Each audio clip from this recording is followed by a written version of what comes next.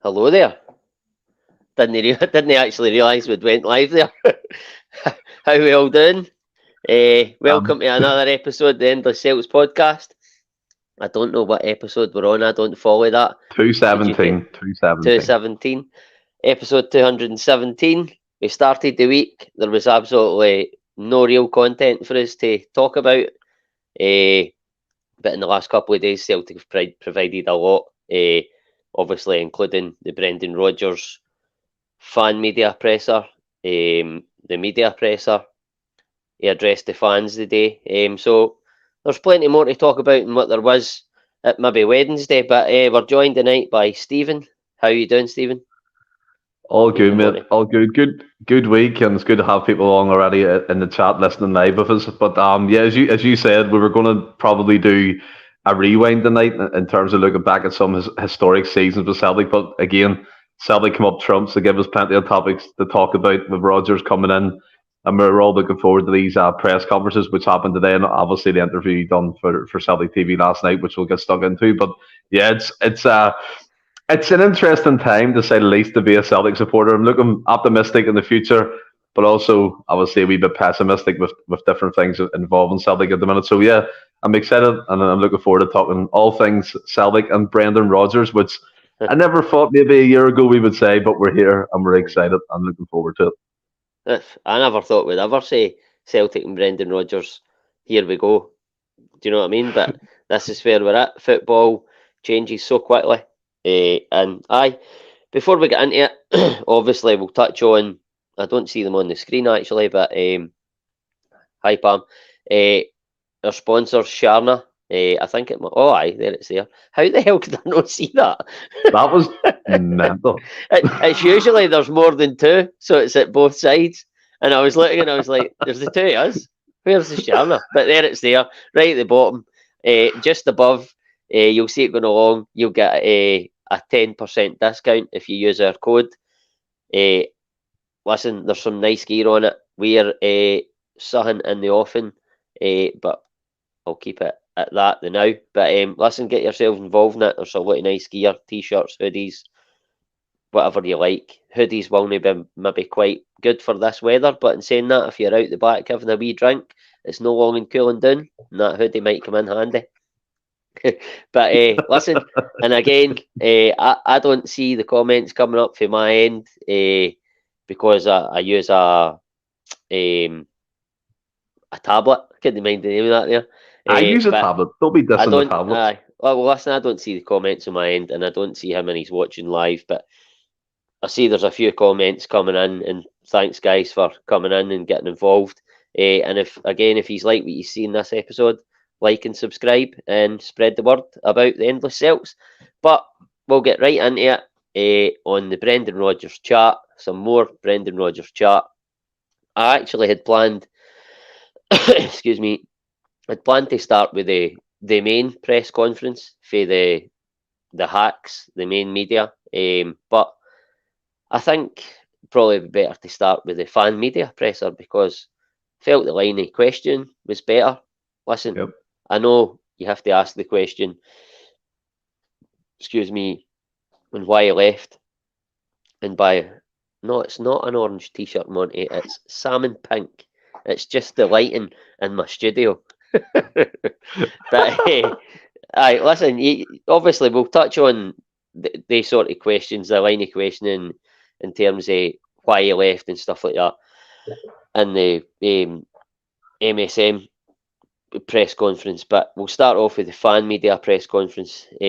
Straight away, Stephen, I'll get your thoughts on the whole presser, but straight away, one of the first things Brendan Rodgers touched upon and was asked was as regards recruitment.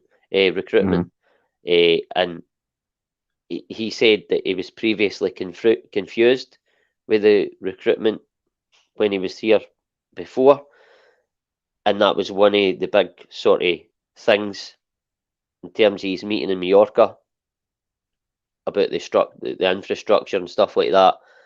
And I think we can safely say that he's quite happy with how the infrastructure is compared to what it was now. I think we can all see from the outside looking in that it's changed drastically, and they're more let's say, decisive.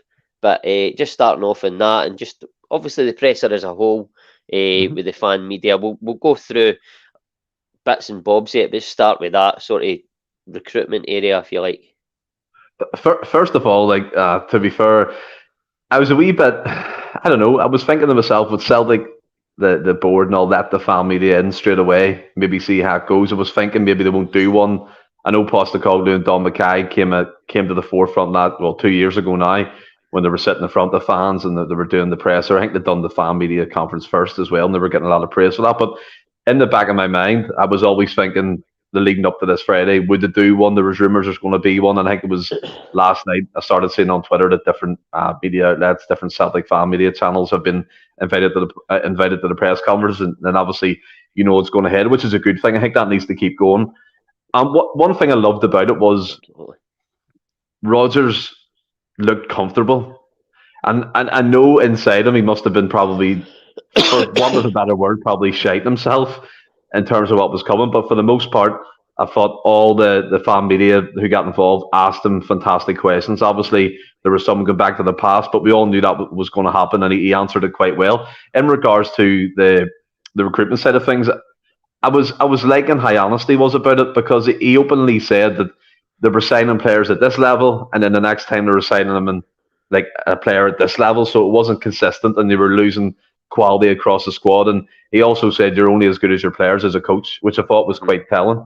And he referenced a lot of times, I think it was Alistair Jack was in the chat there, he was saying that quality players are going to be coming in. He said quality time and time again. So you may be looking at 3 or 4 quality individuals to add to the team. And I love the fact as well that he gave Mark Lawwell a lot of praise. He brought him into the conversation. He had a phone conversation with him.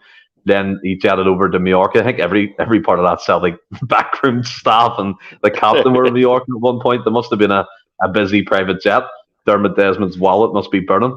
But I think it's vitally important. We all like to think the manager has his finger on the pulse of every area at the club. But at the end of the day, Rodgers is there to make the players better. And his tools is being provided to him by heads of recruitment, heads of scouting. And obviously he needs to get the final say on the players, which is vital. Postecoglou done that. I think what we need to understand as well here with the Japanese markets, obviously seen today, I think it broke late last night, that we're interested in a few South Korean players. There's an Australian that's apparently piquing the interest. Mark Lawwell, again, using the city connections in that type of front. And I love the fact that he's basically saying these guys have a platform, a player profile to look for to fit into the current team. Do you know what I mean? So they're not going to go against the grain and sign journeymen or sign players who had previous EPL experience just for the sake of it, just for a name coming in. Do you know what I mean? He wants a player to develop, a player to bring into the team, make them better. And yeah, you're going to look at that sell-on value. That's normal, but it's refreshing to know that the recruitment's been changed in the last 4 years. Obviously, Postecoglou coming in was a big factor in that. Mark Lawwell soon followed him. They worked together. He's brought in his own scouting department, his own analysis team. So you have to take confidence from that we're not going to get a Malumbu, we're not going to get a Marion Sved, we're not going to get all these disjointed players in just to say we've bought a few players. And I mean, at the end of the day, it pissed off Rodgers. I mean, the famous interview where he was like, I don't need any more wingers. Why am I getting more wingers? I don't even know who he is. Malumbu was just because I missed out on John McGinn, going for the cheap option again. And see, to be fair to him, like he was blatantly, he was saying, I mean, in the original press conference in the media, he said it in front of Michael Nicholson and Peter Lawwell that the recruitment is day and night to what it used to be.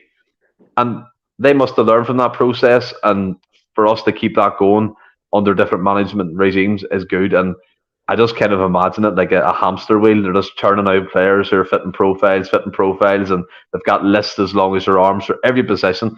And that's the way it should be in a modern day club.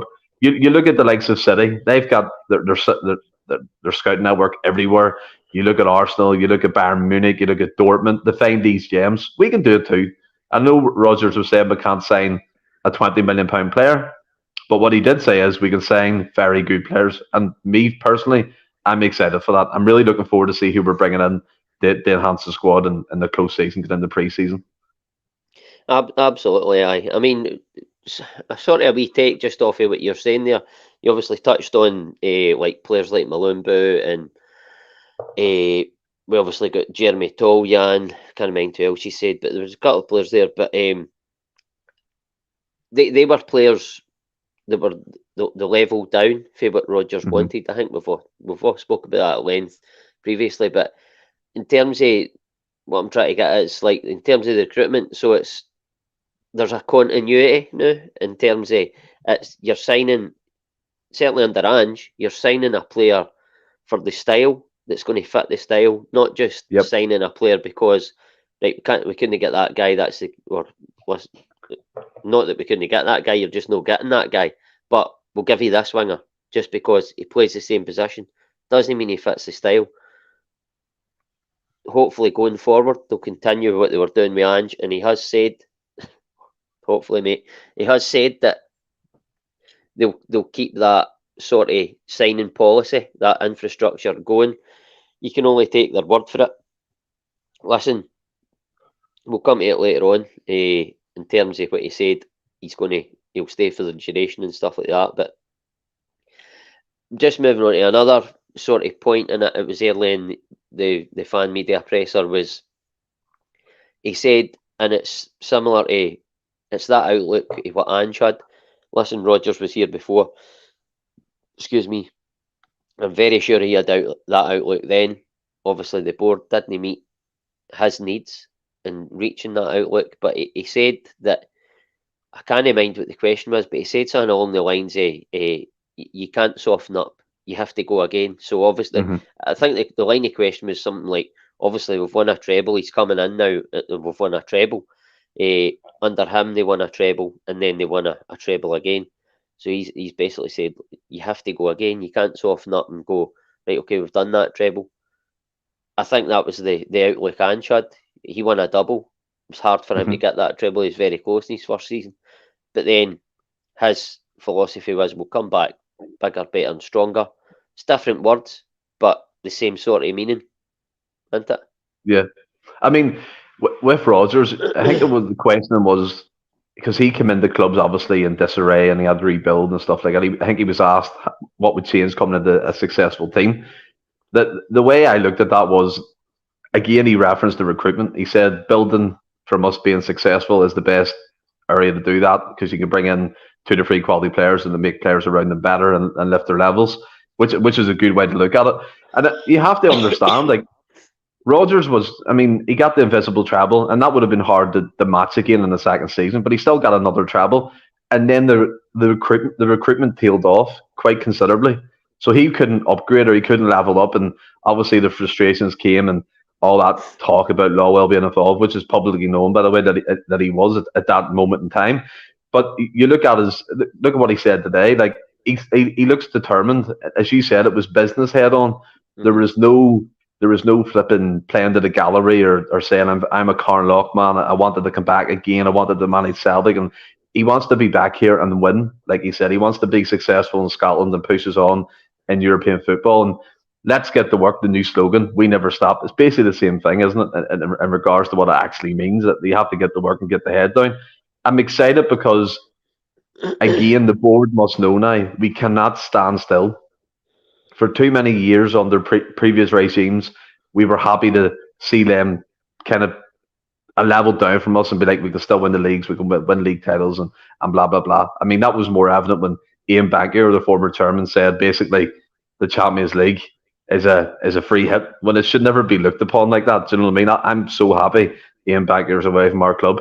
But when we cannot stand still, we need to keep pushing forward. And like Roger said, it won't need major tweaks. He's coming into a successful team, a young, vibrant, hungry squad. All you need is maybe 2 to 3 quality additions, and we're pushing on again. We're looking for another treble. We're looking for more success. And the message to the board is simple. You back me, I bring the quality, and we get to work. We're happy. Big Brandy's here with a bag of cans. It's bang on, by the way. Celtic they're building for a position of strength. I don't know if he alluded to it in the fan presser or the main media presser, but he did allude to the fact that we're building for a position of strength. He's never really come into a club when they've been in a position where they're in a good place. it's like most managers. You come into a club and you're building the club back up because the previous manager has left. But aye, listen, the ambition's there. I think also as well. I mean, I don't know if you caught it, but when he was asked about players' attitudes and stuff, he showed the ruthless side to him that we didn't really see previously. Mhm. He was saying if a player cares, he gives them everything. If they don't care, I couldn't care less. We Aye. didn't really see that side, that ruthless like side to Rodgers before. Obviously, you hear about it. You see the video clips of a young Raheem Sterling at the Liverpool training ground. He was disrespecting. He called them out. All that's great. But Mhm. he said it, and that's what Postecoglou used to say. If you're not with us, you're gone. And I like that that's kind of kept consistent now. We can't be having any bad influence around the team. If someone wants to go, they can go. And as Roger said, we couldn't care less. Get the players in who want to play for the club. Aye, well, I think that sort of ruthlessness you're talking about, he's come back to Celtic now, right? And it's not so much he's got a point to prove, but he's coming back to untarnish the reputation, I think. And coupled with the fact, I can't remember who asked the question, but it's coupled with the fact he was asked if, like, would he be? In fact, I think it was maybe James Forrest that asked the question in terms of what type of manager would we be getting in terms of him coming back? How's he changed his approach and stuff like that? I think just what you're talking about there, the ruthlessness that in that statement. But I think that coupled with the fact that he's coming back to untarnish his reputation Mm.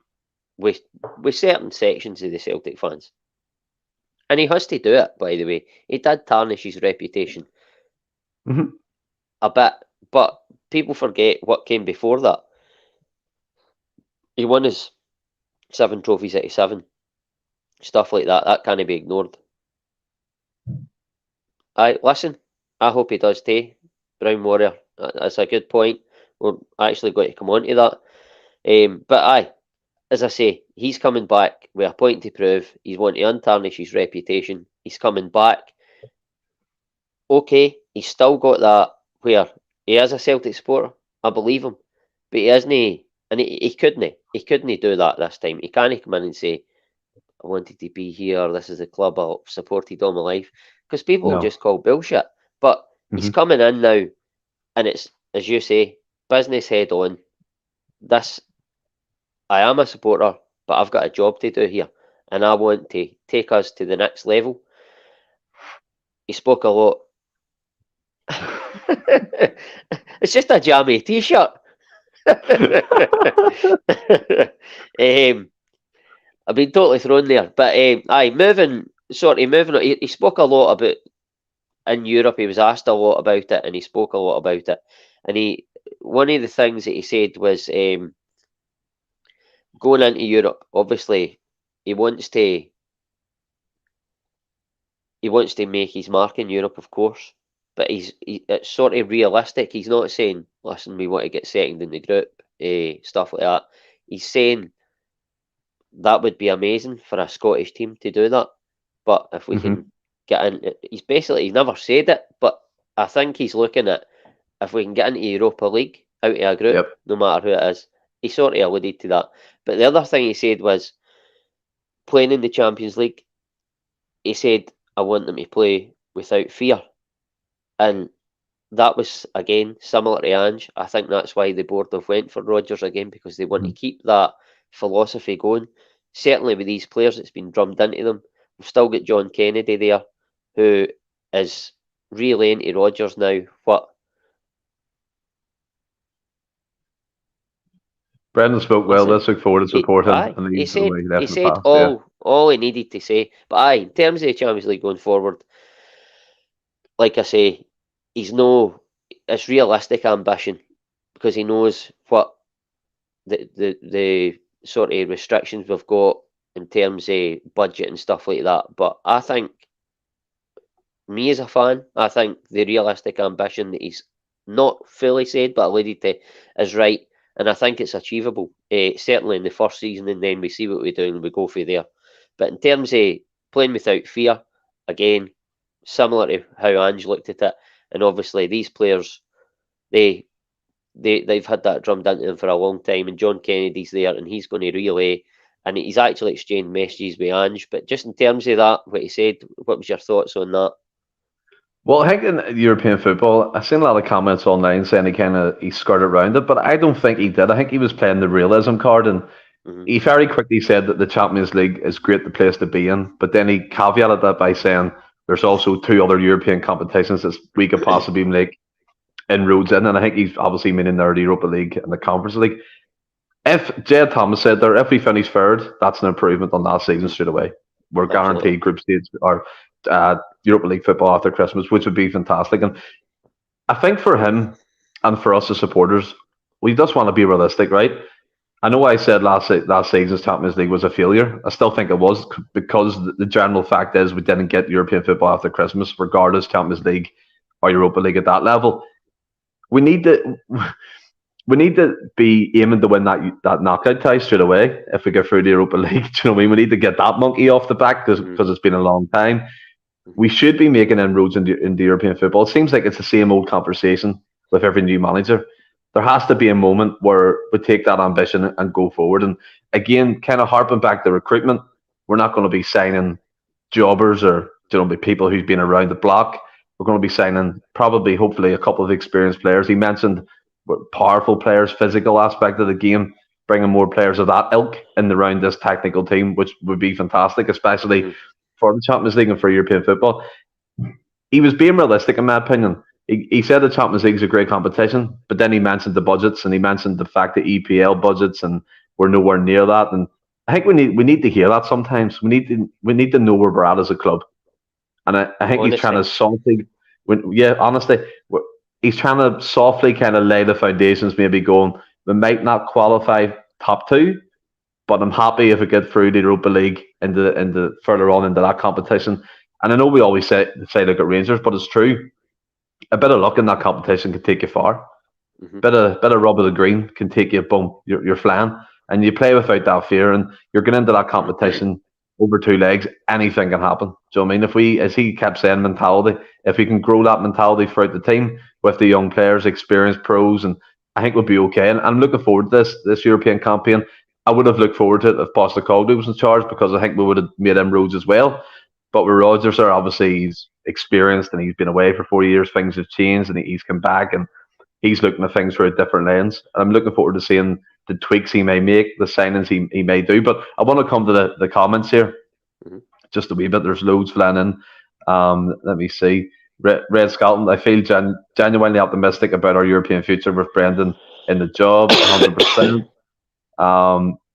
Brown Warrior, this turning up with a single approach dedicated to one system hasn't served us well in the last decade. We need to be more pragmatic in European football, 100%. So obviously he's changed the system loads of times with Leicester. I think he played like a 4-1-4-1, he played a 4-2-3-1, 3-5-2. So different ways of approaching different games, Ross, and something to look forward to. And I genuinely believe we could be in for a good kind of roller coaster in European football this season. I'm really looking forward to it. Well, here's hoping, mate, and see, Brown was the last comment, Brown Warrior. Aye. It brings me on perfectly to the next part. I was going to obviously come to you about, in terms of the system, how listen, we know he played, 4-2-3-1 when he was at Celtic last, but you've alluded to there, he played different. Brendan Paul, yeah. He's played, like you alluded to, he's played different systems for Leicester.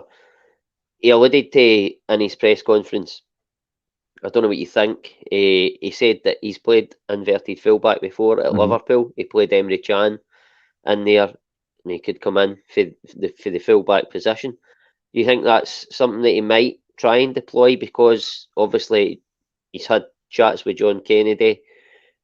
He maybe doesn't want to replace Greg Taylor. Greg Taylor plays his best football as an inverted fullback. In my opinion, he certainly has played it at Celtic. He's played his best football as an inverted fullback. Do you think he might try and go down that road and stick more with that plan? Certainly in the domestic games. It's a possibility, but I don't think he'll do the 2 of them. He might have one as an inverted fullback coming in. That could be Greg Taylor, because we know Alistair Johnson can get up and down that line, no problem. I can't essentially be doing that. anyway, Yeah, haven't we? Because basically, yeah. But I don't see him doing the two. I don't see him as being as kind of not ambitious, but gung ho as Postecoglou wasn't that, because we know what way he was no, in his system, and we all loved it at times. But if if it's a possibility to keep Greg Taylor in that inverted fullback position, it's great. Concerns obviously if it reverts back to type fullback mode. I don't know, but we're obviously going to come on to players and transfers obviously later on in the podcast. But yeah, I think with his systems, I mean, I said it before, Shakhtar Donetsk played us perfectly. The whole kind of waiting, the pouncing. You know what I mean? You have to do that sometimes. You have to soak up a bit of pressure. And yeah, it's fantastic going forward all the time, and you're playing tiki-taka football. You're getting in behind players and stuff like that. But at the end of the day, we're not taking our chances. And the way I looked at Shakhtar playing against us, it was a 4-1-4-1 formation. They had Mudryk coming off the left, and obviously their tall striker up the top. It was really causing us problems when they were just kicking the ball over our midfield and winning the flick-ons, and Mudryk destroyed Juranovic, and that happens. You know what I mean? So there's different ways of approaching these European games. I think it's important as well. We need to become more streetwise. Yeah, we were a bit naive last season. A lot of these players haven't played that at that level. I can accept that. But the only way you can improve if you learn from your mistakes in the year before. So we need to be more streetwise. We need to be more tactically aware of different players. I mean, yeah, you play against like that against Real Madrid. You're playing against Casemiro, Modric, Kroos, Vinicius Junior, Benzema. Do you know what I mean? These guys have been around the block. They've done that. They've seen teams come at them before, and they soaked up the pressure. You look at RB Leipzig, smooth operators in the Bundesliga. They're always thereabouts in the top four. So we need to learn that aspect of the game. And I think under Rodgers as well, Leicester City, let's be honest, weren't everyone's cup of tea. They were fifth twice, eighth. So he would have had to play defensively in some games and catch teams on the counter and kind of play that type of football. Yeah, it may not be easy on the eye, but again, to get results, you need to do these things. We can't compete at a technical level with a Madrid, with a Leipzig at this moment in time. So why not try something different? And I think open to the ideas of changing formations, changing the ways of playing, maybe tweaking a couple of players here and there. I'm open to it. I'm excited for it. And as you said, maybe the inverted fullbacks, Ross, going back to your overall point, I can see him maybe going with one of them and not two, if that makes sense. In my mind, it does. But so that one kind of up and down fullback and one coming in kind of narrowing the pitch and making more space for the wide man. That's the way maybe I can see him keeping that in domestic football. No, listen.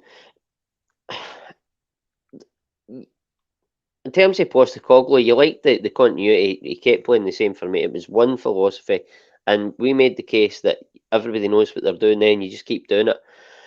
And I like the idea of being a bit more flexible as well. But you have to get that happy medium. You can't just be changing the formation, chopping and changing all the time, because then nobody knows what they're doing. That word continuity we go back to. You need to get that happy medium in terms of playing in Scotland. I think you can pretty much always go with the same way you want to play, the same formation, the same style. In terms of Champions League, I fully agree. You have to be more flexible. I think we learned that last year. I think had Postecoglou been the manager going into this campaign, he would have probably learned that. He maybe wouldn't have been as flexible as what I expect Brendan Rodgers to be in that competition. And listen, Brendan Rodgers had a go in the Champions League before with really good players, and he came up just as short as Ange did most of the time. But we just hope that we can give a good account of ourselves in that competition and see where it takes us. But listen, what I've took out of that press conference is he's happy with the infrastructure. There's clarity in terms of the signing policy, all things that he wanted before, he's getting them now. And we've got a more rounded manager joining our ranks, and we've got the band back together. But we'll move on to... Sorry, go. I think as well, like, just like what you said, get the band back together, as we said at the start of the podcast, if you had told us last year that Rodgers would be back, we'd be laughing. We'd be like, wise up, will you? Wise up. But I think for him coming back, we have to understand as well, it took a lot for him to personally do this, and his family and stuff like that. And that can't be underestimated. I know he said it was an easy decision, but I guarantee it wasn't. There's a lot of things that had to be weighed up and agreed and guarantees. And as you said, European football is exciting, but our domestic campaigns are obviously our bread and butter, and I'm definitely 100% looking forward to it. Like, No, me too. Listen, the future is looking really bright for Celtic. We've got a top manager in the ranks, and we can look forward again. But you said there, obviously, it was a big decision for him to come back. I think it's took a lot of bottle and a lot of self belief. And we all know Brendan Rodgers has got a lot of self belief. People talk about his massive ego. I didn't really buy into that massive ego. I think he's just like Ange. And I don't think he was arrogant with it either. I just think if you're going to be a top manager, you have to have some level of ego, a huge amount of confidence in your ability to manage men. So for me, as I say, a lot of bottle to come back, a lot of belief in himself. And then he comes out and he addresses the fans today. It's short but sweet. We obviously haven't got the 13,000. A bloody fly in here again, man. It's doing my box in. We obviously haven't got the 13,000 that appeared the last time. I never expected anything like that. I don't think anybody did. But he's come out there and he finished with, for those who have been with me and always with me, let's enjoy the journey. And for those I need to convince, I'll see you in May. And for me, if you want to talk about confidence, people will say arrogant because he's sort of alluding to the fact that I'm going to win this league title and you'll be on board come May. That's basically what he said. I don't know, what did you think of that? I thought brilliant. I liked it. It was confident. Let's go. But let's be real here, Ross. The fact that you've worked your way up through your career, you've managed Swansea, you've managed Liverpool, you've managed Celtic, you've managed Leicester. Now you're back at Celtic again. Obviously, different ways. He's been at Reading and Watford back in his early days, but you have to have an ego about yourself to be in the top level of management. Otherwise, you would have folded at the first bit of criticism. You would have folded at the first bit of negativity that comes your way. Rodgers done everything right for me. I didn't expect him, by the way, to go out to the fans and make a speech. I didn't. It's again with the fan media stuff. I thought maybe the club would have said, "Look, we'll hold off and all that. We'll do a couple of weeks in pre-season, maybe an open kind of training thing at Celtic Park like they've done last year when we played West Ham and things like that." That was the approach I was thinking maybe they'll come at here. But going out to it, again, it's so cringy, right? A lot of the Rangers accounts are putting up the video only because there was maybe a couple hundred people there. Doesn't matter. Do you know what I mean?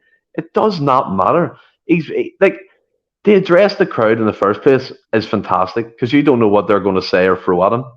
And then the counteract that, he managed to turn it from a negative to a positive because he knows that people are against him, but he's saying, we're going to win this league and I'll see you here celebrating. Because then people who are against him, are you trying to tell me they won't go to Celtic Park if it's possible to celebrate the team winning another league title? Of course they will.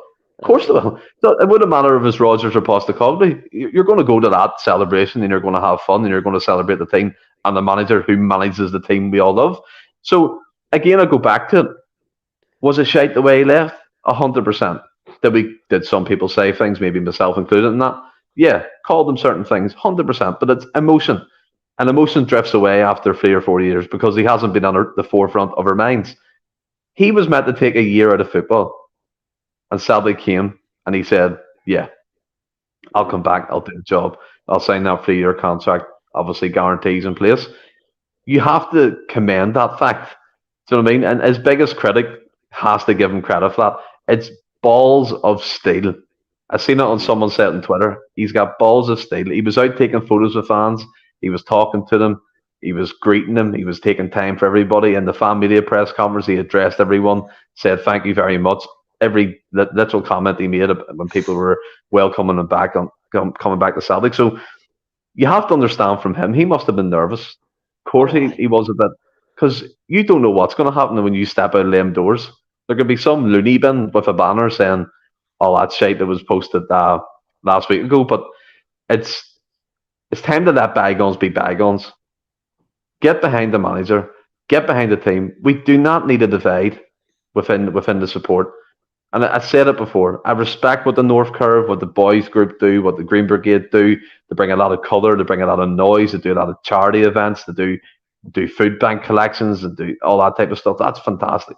And yeah, the protests, and some protests I agree with and some protests I don't. The Brendan Rodgers one for me was a bit distasteful. because it was only 3 or 4 minutes after the announcement Celtic made, and it's like, just leave it, lads. Let's get on with it. Because are you trying to tell me if we're pumping Rangers 5-0 at Celtic Park in whatever game, they're not going to be singing songs in that? Of course they will. Of course they will. It'll be soon forgot about, and we'll be sitting in May. We'll be looking back, and hopefully another successful season. They'll be lighting the flares up, creating an atmosphere at Celtic Park for Brendan Rodgers and the team. Aye. No, fully agree with that.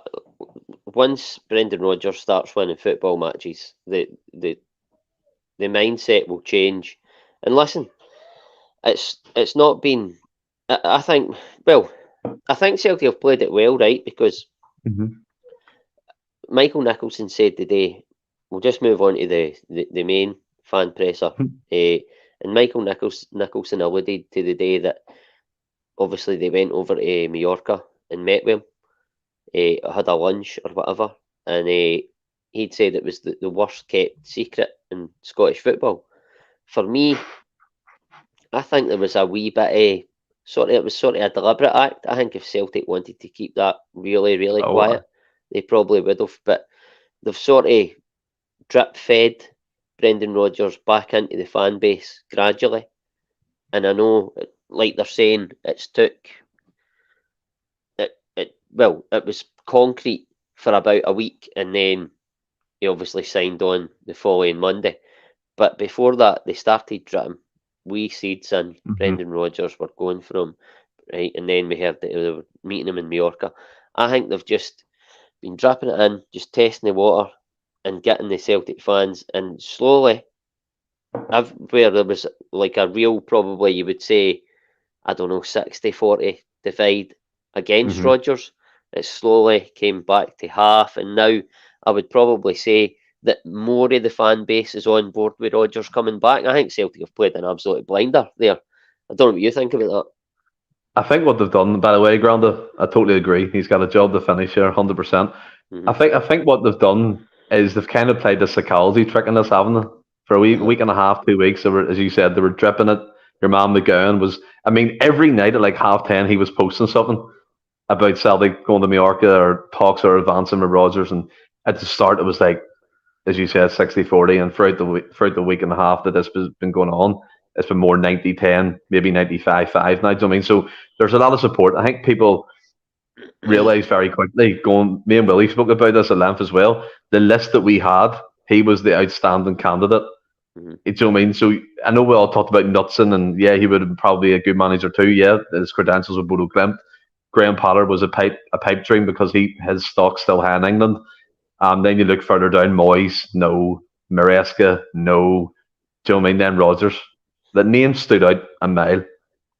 And I thought as well, Michael Nicholson actually looked like he could have a laugh in that conference. He's talked about Chris Mackay being caught in the beach with a sombrero and a beer or whatever it was, and all that. It's a bit of humour. You don't get that from the other Gants across the table, Peter Lawwell. Do you know what I mean? I don't understand why he was even at the press conference, but that's for another day. But that was so that people could see him and Rodgers were unified. They done the handshake. I thought it was so awkward when they done the handshake though. But yeah, but I noticed, by the way, and it might just be my cynical brain going here, but Rodgers didn't reference Peter one iota. Like, but he's not really working as closely with him this time. I know, but I'm saying he always said Dermot and the board, or Michael Nicholson, Chris Mackay, or Mark Lowell.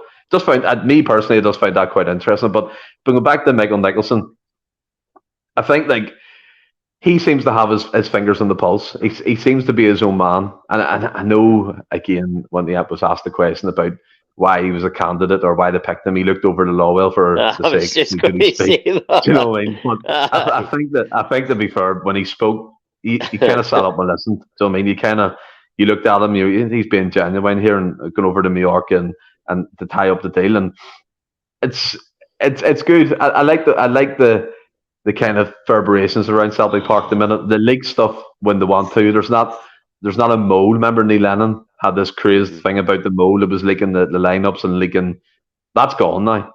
Michael Nicholson and the PR team played an absolute blinder with this, and they've managed to get the majority of Celtic fans on board with an appointment. By the way, many of us would have said never again, but now we're all going, Let's go. Let's get to work with Brandy and his bag of cans. It's an absolute massive appointment. Whatever way you look at it, it's like you say there. We never thought, or we would have said absolutely not. I'm not saying I would have said absolutely not. I just didn't think. I thought that well, certainly when Ange left, Dermot is the boss, no, absolutely, Jed. But before Ange left, right, and it was getting to the stage, like say the cup final, where me and you, it's sort of be kind of looked at each other and we're like, ah, he's gone, it's done. And at that point, I'm thinking to myself, where do we go for here? Like, who do we get? Not once did the name Brendan Rodgers cross my mind, and it wasn't No. because I don't want Brendan Rodgers. It was because that's just not going to happen again. Listen, I'm not saying he'll do the same again to us, but you think beforehand, once bitten, twice shy, Celtic will not go back there. But they did.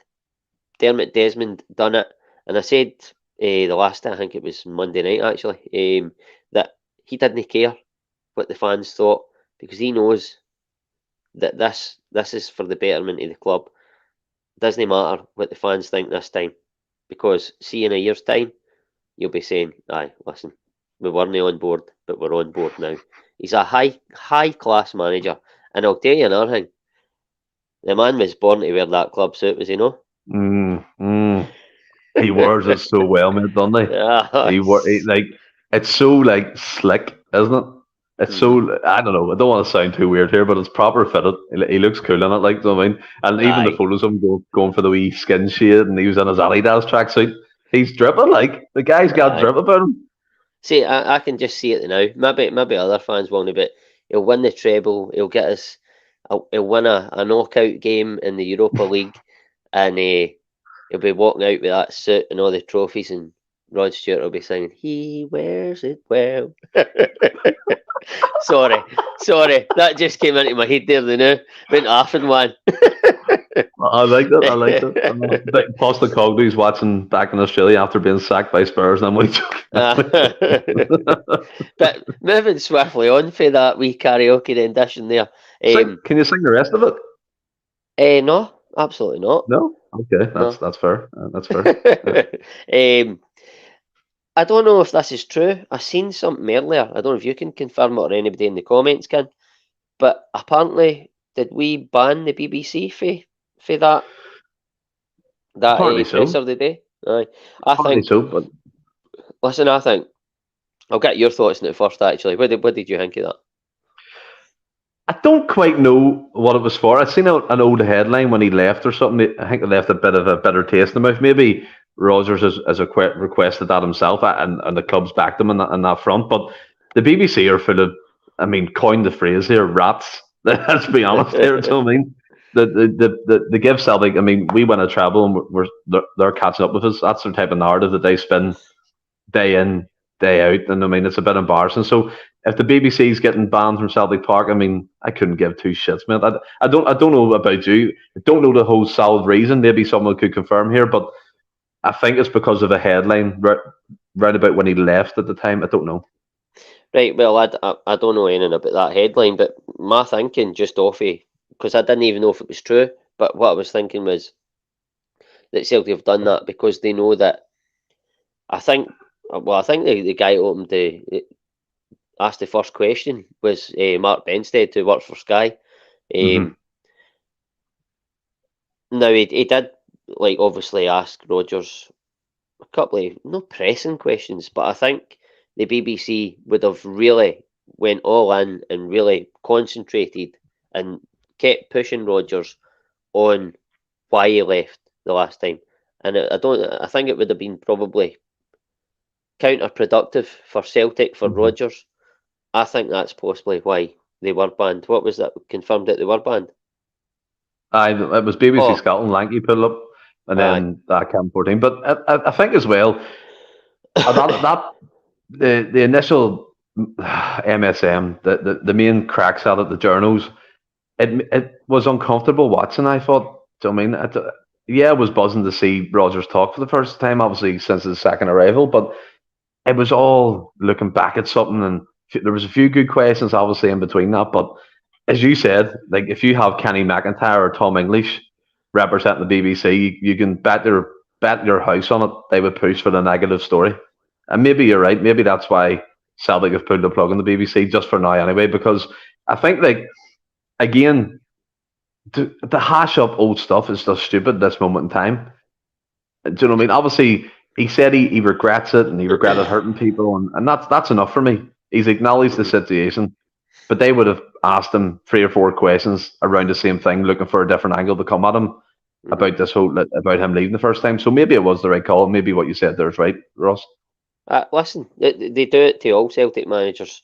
They done it to Postecoglou, and he was brilliant in the media. Don't want to keep going over Postecoglou, but I love the guy and I wish him well. But I think Brendan Rodgers, I don't know if he handles the media just as well as what a Postecoglou did. But listen, we'll see if he's. I think he's said it himself. He's coming back as a more rounded manager. That might include dealing with the press. He actually said himself, "Well, we'll have battles with the press." It wasn't exactly that, but it was that sort of. Yeah. But in terms, I'm trying to think what else was kind of he said in that. The 3-year contract thing. Aye, the 3-year contract. So he said he'll be here for the 3 years unless he gets emptied before that, which was a wee bit comical, wee bit of fun in it. Listen, I actually, and people might don't call say me it. naive. Don't say it. Don't say it. I'm going to say it, and I'll tell you why I'm going to say it. I believe him when he says that, and I've said in previous podcasts before he was, maybe it wasn't before he was announced, maybe when he was just announced, it was maybe the reaction pod. But I said that if Brendan Rodgers gets the backing that he has asked for, and they meet all the promises that he was given before he signed the contract, I believe that he will stay for the duration of his contract. And even then, listen, he might go after that, but he might sign a new contract again, depending on how well he does. But if all his promises were given are met, then for me, like I've said before, Rodgers is coming back to untarnish what happened, right? Mm-hmm. So he's not going to do the same thing again for me. He is a Celtic supporter and he wants to put things right, in my opinion. And leaving again before his contract's up only tarnishes his reputation further with the fans.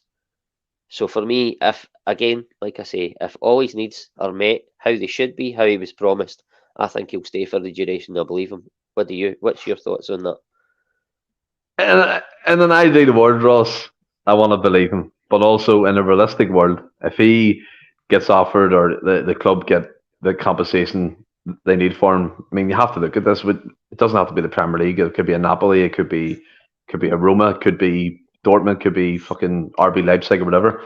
Be realistic here, right? I think if we get 2 years out of him, I think it'll be great. Obviously, I want him to stay for the 3 years, 100%. But I'm kind of past the point now of thinking when managers say they're here for the duration, things can change. So that's a different avenues that can open up or things can happen. I do believe he's genuine when he's saying it, 100%, that he envisages and imagines himself here for the 3-year period.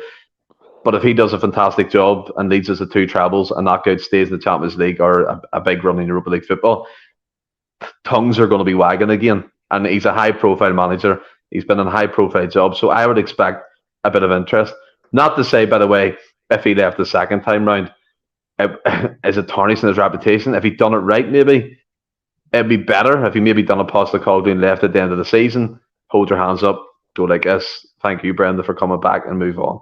But if he does it the same way, then you can maybe see the Green Brigade come out with more banners and that. But yeah, I think for me, like 2 years is my cycle for a manager now. 3 years is incredible if we get that from a manager like Brendan Rodgers. And by the way, this is dependent on him being successful.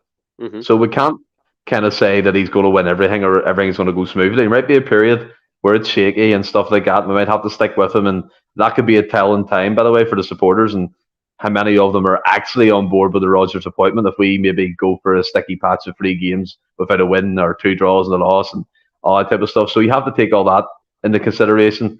But I'll go with you at this moment, Ross. I believe him, but I think 2 years for me is more realistic. Well, no, listen, you made a really good point there in terms of if he does 2 really good years, I'm not saying 2 trebles, but 2 really good years domestically and makes progress in Europe, and like you say, a Dortmund or somebody does come in, I would understand if he left Celtic to go to a German football and manage Borussia Dortmund. That would be a massive draw, and I would understand again, similar to Ange going to Tottenham. But I think the jobs that you're talking about there, off the back of Ange now, are very realistic. They are, and maybe you could be cynical and say Rodgers has looked at that and went, "Look what job he's got off the back of Celtic. Maybe I could go back to Celtic, do the same again, and get another job." Maybe that's the base thinking. You just don't know. You don't know the man personally, so we've got him in the door now, and because of the way he left the last time, most of the chat, and I don't like it, and I'm doing it myself right now, but most of the chat is like we're talking about him leaving, and he's not even managed his first game yet. So we need to move off of that. Enjoy the fact that we've got an elite manager in to replace an elite manager, and just look forward. But we'll move on to the first TV interview. Now, a lot of what he done in the TV interview we've covered in these pressers. There was a lot of sort of regurgitated. It was similar questions and things like that. Yep. So we'll move on to. He spoke about Cal McGregor. Obviously, Cal McGregor. He was another one. Like you say, I think they were having phone parties and everything in that villa. There was that many of them there, but they had lunch together, and I think Cal McGregor, much like John Kennedy, were both pivotal in getting him back to the club. Obviously, say John Kennedy was pivotal. Just a quick one. Right. Just a quick one. Do you ever watch In-Betweeners? I've not watched it right through, but I've seen a lot of episodes. Right. You obviously know who Jay, Simon, Will, and Neil are. Aye. Right. So, Rodgers, Chris Mackay, Michael Nicholson, Cal McGregor. Who's who? Rodgers is Jay. Yes. Chris Mackay is the wee guy with the glasses. Will? Aye. And who's the other two Celtic guys you say? Simon and Neil. The tall one's Neil. Simon's like the one who got... Aye, who's the other two Celtic guys? Cal McGregor and Michael Nicholson. Well, Cal McGregor is... no, Michael Nicholson's the wee guy with the glasses. Right. So then there's two in-betweeners left. Who's the two Celtic guys? McGregor and who? Chris Mackay now. Okay, Chris Mackay. The finance director person. Aye, he's the big tall guy, and Cal McGregor's... Simon. I'm right, eh? Aye, that's so good. Yeah, go ahead. Sorry for that. Go ahead. That was a bit random, but no any more random than me singing Rod Stewart. But I was saying, obviously Cal McGregor met him for lunch. John Kennedy, I was saying he was pivotal in them coming back, but he did have to sort of convince John Kennedy, but he's on board. But he spoke about Cal McGregor. I thought it was brilliant. He's saying, obviously, that he's learned a lot of things for Scott Brown, but he's his own player, and Rodgers obviously developed him, stuff like that. But he said that, and I fully agree with this, for me, Cal McGregor's a modern day Paul McStay. I've said it before in this podcast, but Rodgers said his brain, his view of the game is right up there with the very, very best I've ever worked with. And I think that is perfectly analysed on Cal McGregor's game. And he knows him better than me. But he said it himself, he's watched nearly all the Celtic games for he's left. Again, I believe that. But in terms of the base, oh, fuck it, maybe I didn't believe it. I forgot about that. But anyway, he spoke about Cal McGregor. I thought the words were brilliant, perfectly described him. And I'm really looking forward to seeing the two of them working in tandem. I think they're on the same page, hopefully. What's your thoughts on that and the way he spoke of your captain? I thought what he said was To be honest, it was class. I mean, when he was talked about Cal McGregor when he first came in, and he was too safe. He didn't know how to use his voice. He was very probably shy on the training ground, and Rodgers kind of gave him a development plan to find his inner voice and bring that confidence out in the pitch. And when he left at that period, he came on leaps and bounds, and he's obviously learned from Bernie, like Roger said, but he's his own man. And I think Calmac is probably, as you said, Paul McStay. I have no recollection of Paul McStay, but obviously he heard great things, and he was a fantastic individual for Celtic. He bled Celtic and Celtic through and through, and I think Cal McGregor embodies that. So I mean, apart from his loan stint at Notts County, he's been a one club man. He came in under Ronnie playing on the left hand side. Rodgers came in, played him more in the attacking midfield role, and he was versatile under Rodgers. He played multiple different positions, and he was quite good at most of them. And then under Postecoglou and Lenny and stuff, he's found his own in that number 6 position. But the evolution of McGregor's been fantastic. Do you know what I mean? I remember back when Brown was leaving, we were talking about like Christopher Julian being captain, Ayer being captain. And I know we all kind of knew in the back of our minds that McGregor was probably the natural successor to Brown, but maybe doubting his leadership qualities and doubting that type of stuff. But I think for me, he embodies Celtic Football Club. He really does. And like Roger said, and he's a beautiful human being, but he's Rodgers fantastic. German, was that German? Jesus, I'm Irish, so coming to an Irish accent. So bad. But I was thinking about where he's from, and it just totally threw me. But McGregor's vital for this, and the fact that, by the way, that was kept on the wraps. We didn't know McGregor went and visited Mallorca. We didn't know that until basically, was it yesterday? We didn't know. We only knew that Chris Mackay and Nicholson went over to sign the contracts and that. But yeah, having that lunch, he done it with Bernie, didn't he, when he first came in down in London? He had a dinner with him and stuff like that. So it must be important to him to get these players on board. And McGregor's the main guy you need. Do you know what I mean? He's the main guy around that team, and he can push the players on. And if he's excited about the squad, Rodgers is going to be excited about the squad, and I'm excited about the squad. By the way, see what you said there, that sort of backs up that sort of theory as well, in terms of, we were saying Celtic sort of drip fed the idea of Brendan Rodgers going to be manager again back in. And we all knew that Nicholson and stuff went over and met with him, but we didn't have any wind of Cal McGregor because they didn't want that bit getting out. The rest of it got out. Do you know what I mean? So that sort of backs that up. I don't even think Cal McGregor mentioned it in his YouTube interview, did he? When Rodgers was announced? I don't think he did, but to be fair, it was kept on the wraps. Fair play. Well, it came as a surprise to me when it was said. So, but listen, we've spent 58 minutes, almost an hour, on Mr. Rodgers and all his pressers and shenanigans today. We'll move on to our first signing of the summer, a young Odin Thiago Holm, 20 years old. Well done. That's not a hard one to say. It is for me. So he's 20 years old. The fee was 2.5 million, I think. Now the guy's got 76 appearances for Vålerenga. I think there's the dogs going after. Not again. Dogs are going. Brendan's at the door. It's every time when I talk. But he's got 76 appearances, which is a fair chunk of games, I would say, for a 26-year-old for Vålerenga. I think,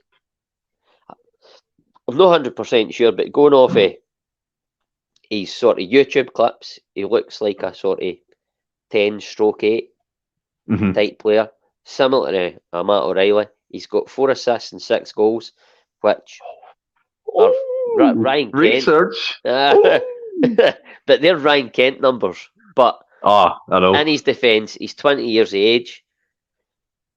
Brattbach is, and I don't like these comparisons. I remember when Simon Donnelly burst onto the scene, Micah Richards. But he was going to be the one that always stuck with me. Simon Donnelly was going to be the new Kenny Dalglish. Simon Donnelly was a good player for Celtic, but he was never Kenny Dalglish. I think we can all agree with that.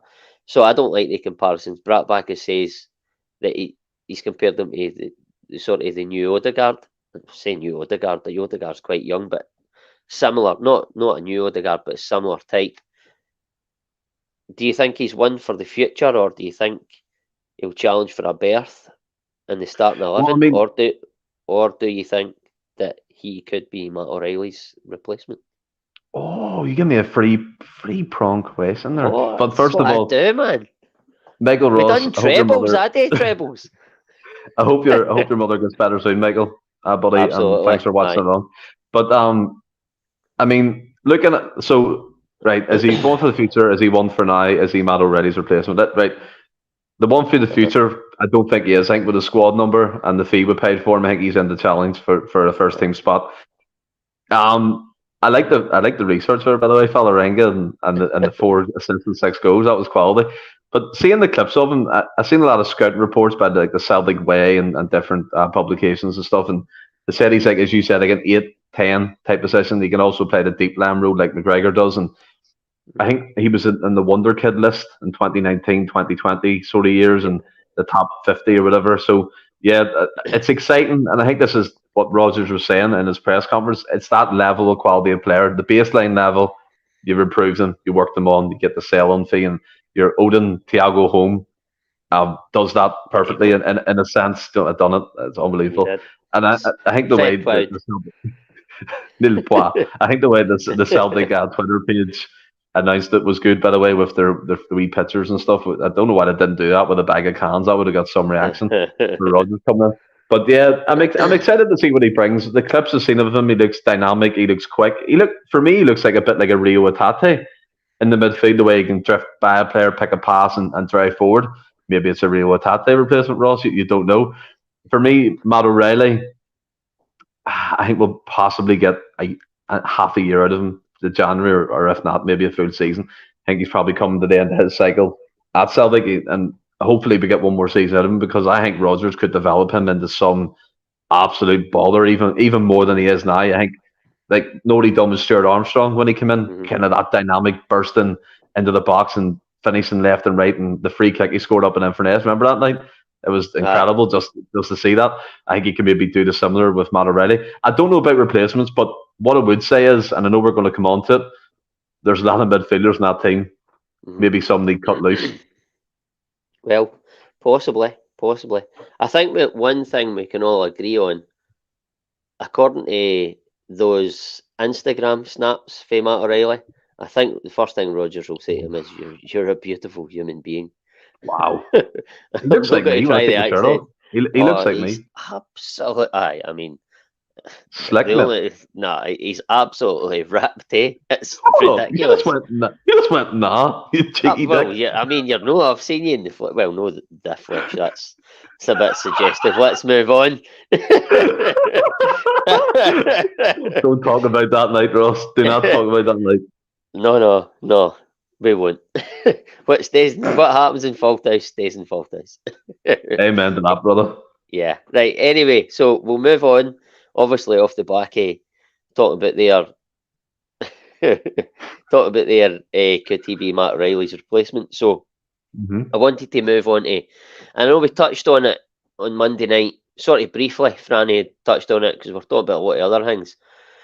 But I wanted to touch on the current squad and the landscape of it, how it might look by the end of the window in terms of. So we're going to go through each player, and I hope this doesn't take a bloody age, but hey ho, we're going to go through each player individually. Is it quick fire? Bump or? Well, no, you can elaborate as to why you think. Yeah, strap in, folks. 4 hours. Okay. So we'll go through each player individually, and we'll sort of say whether we think they're. Excuse me, I've got a powdery wind tonight. I've had a couple of beers and had a boona before I came on, so really struggling. A boona. I thought you said something else there. Well, I'm not going to ask you what you thought. Your mind's always in the gutter. So anyway, landscape of the squad. We'll go through each player individually, where we think they're indispensable, surplus to requirements, or in danger of losing or reluctantly losing. Again, as I say, you can elaborate as to why, or you can just go, he's away, bye. whatever. Pam knows. Pam's enjoying the chat. So we'll start off with the guys who have been out on loan. We can just fire through them quickly because I think we've alluded, but I didn't want to ignore them because they're still on our books. I mean, I need to know what you thought I said. You're right. You said Boona. Aye. It sounds a lot like, but I don't want to say it. You know what I mean? I'm not getting into this. I don't know. Right. Pam, if you put it in the chat, I'll put it up. I just don't want to say it out loud. Right. So anyway, we'll wait for that. If Pam's got the bottle to put it on the chat, and we'll fire through the loan players first. They're still in our books, so you don't know if they're going to come back or not. But I get it. Indispensable, Gone. surplus, gone. Absolutely, we don't need to go Surplus. through that. Sorrow, Surplus. gone. Aye, absolutely. Urigide, John's man, surplus. aye. If John thinks he's good, it's definitely surplus to requirements. No, thank you. You need to see when we come off air. You need to tell me because I can't think what even rhymes or sounds like Boona. Doesn't rhyme. It's just the way how quick you said it. It sounded like. Right, okay. You can tell me when we come off air, and then I'll put it in the after pod comments. Right, so where do we get to Urigide? Right, Liam Shaw. Gone. Surplus. Surplus. Absolutely. Johnny Kenny. Hold on to him for now. Why? I think there's Johnny Kenny for me. Like he done really well at Sligo Rovers, and he had a good goal scoring reputation. I think he's 19. He had an injury, and I think he got shipped out on loan. That's not quite worked out for him. I give him one more season. A Corvo says here maybe loan him out again to an actual decent level. I would keep him, but loan him out. Aye, I would agree with that. I thought you meant like bring him back and. Oh no, not to play in the team. Jeez, no, not to play, but as part of the squad. Aye, no, I agree with that. Then that's fine. I'll no fault you know. Toby Oluwame. Keep. I would involve him with the first team this year. I've been inclined to keep him. Yeah. Listen, I've not seen enough of him, but he's young by all accounts. He is a good prospect. So he's a guy like I was going to say a player Rodgers develops players. I don't know if he so much develops goalkeepers, but Stevie Woods, listen, he's a good goalkeeping coach. Bring him back, see what he's got to offer. I would give him another go at it anyway. Yeah. Totally Liam Scales. Sale, gone. And surplus. Right, well, if Ange Postecoglou was still the manager, I would say aye, definitely. But could he come in and play that left back role and be an overlapping full back? No, not a hope.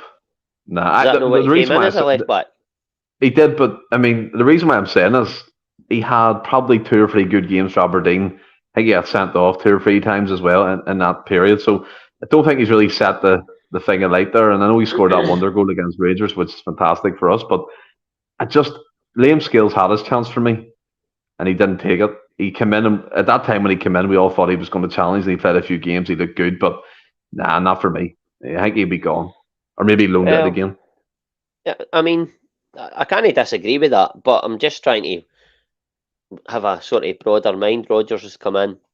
Ryan Christie, I know they're not the same players and stuff like that, but Ryan Christie went to Aberdeen, out on loan, came back under Rodgers. Was a revelation when he came back. True. Absolute revelation. Maybe he could do that with Scales. Listen, with what I've seen of Scales, I know he's the type of player that's going to take us to where we want to go in terms of moving to that next level in Europe. But you just don't know. You don't know.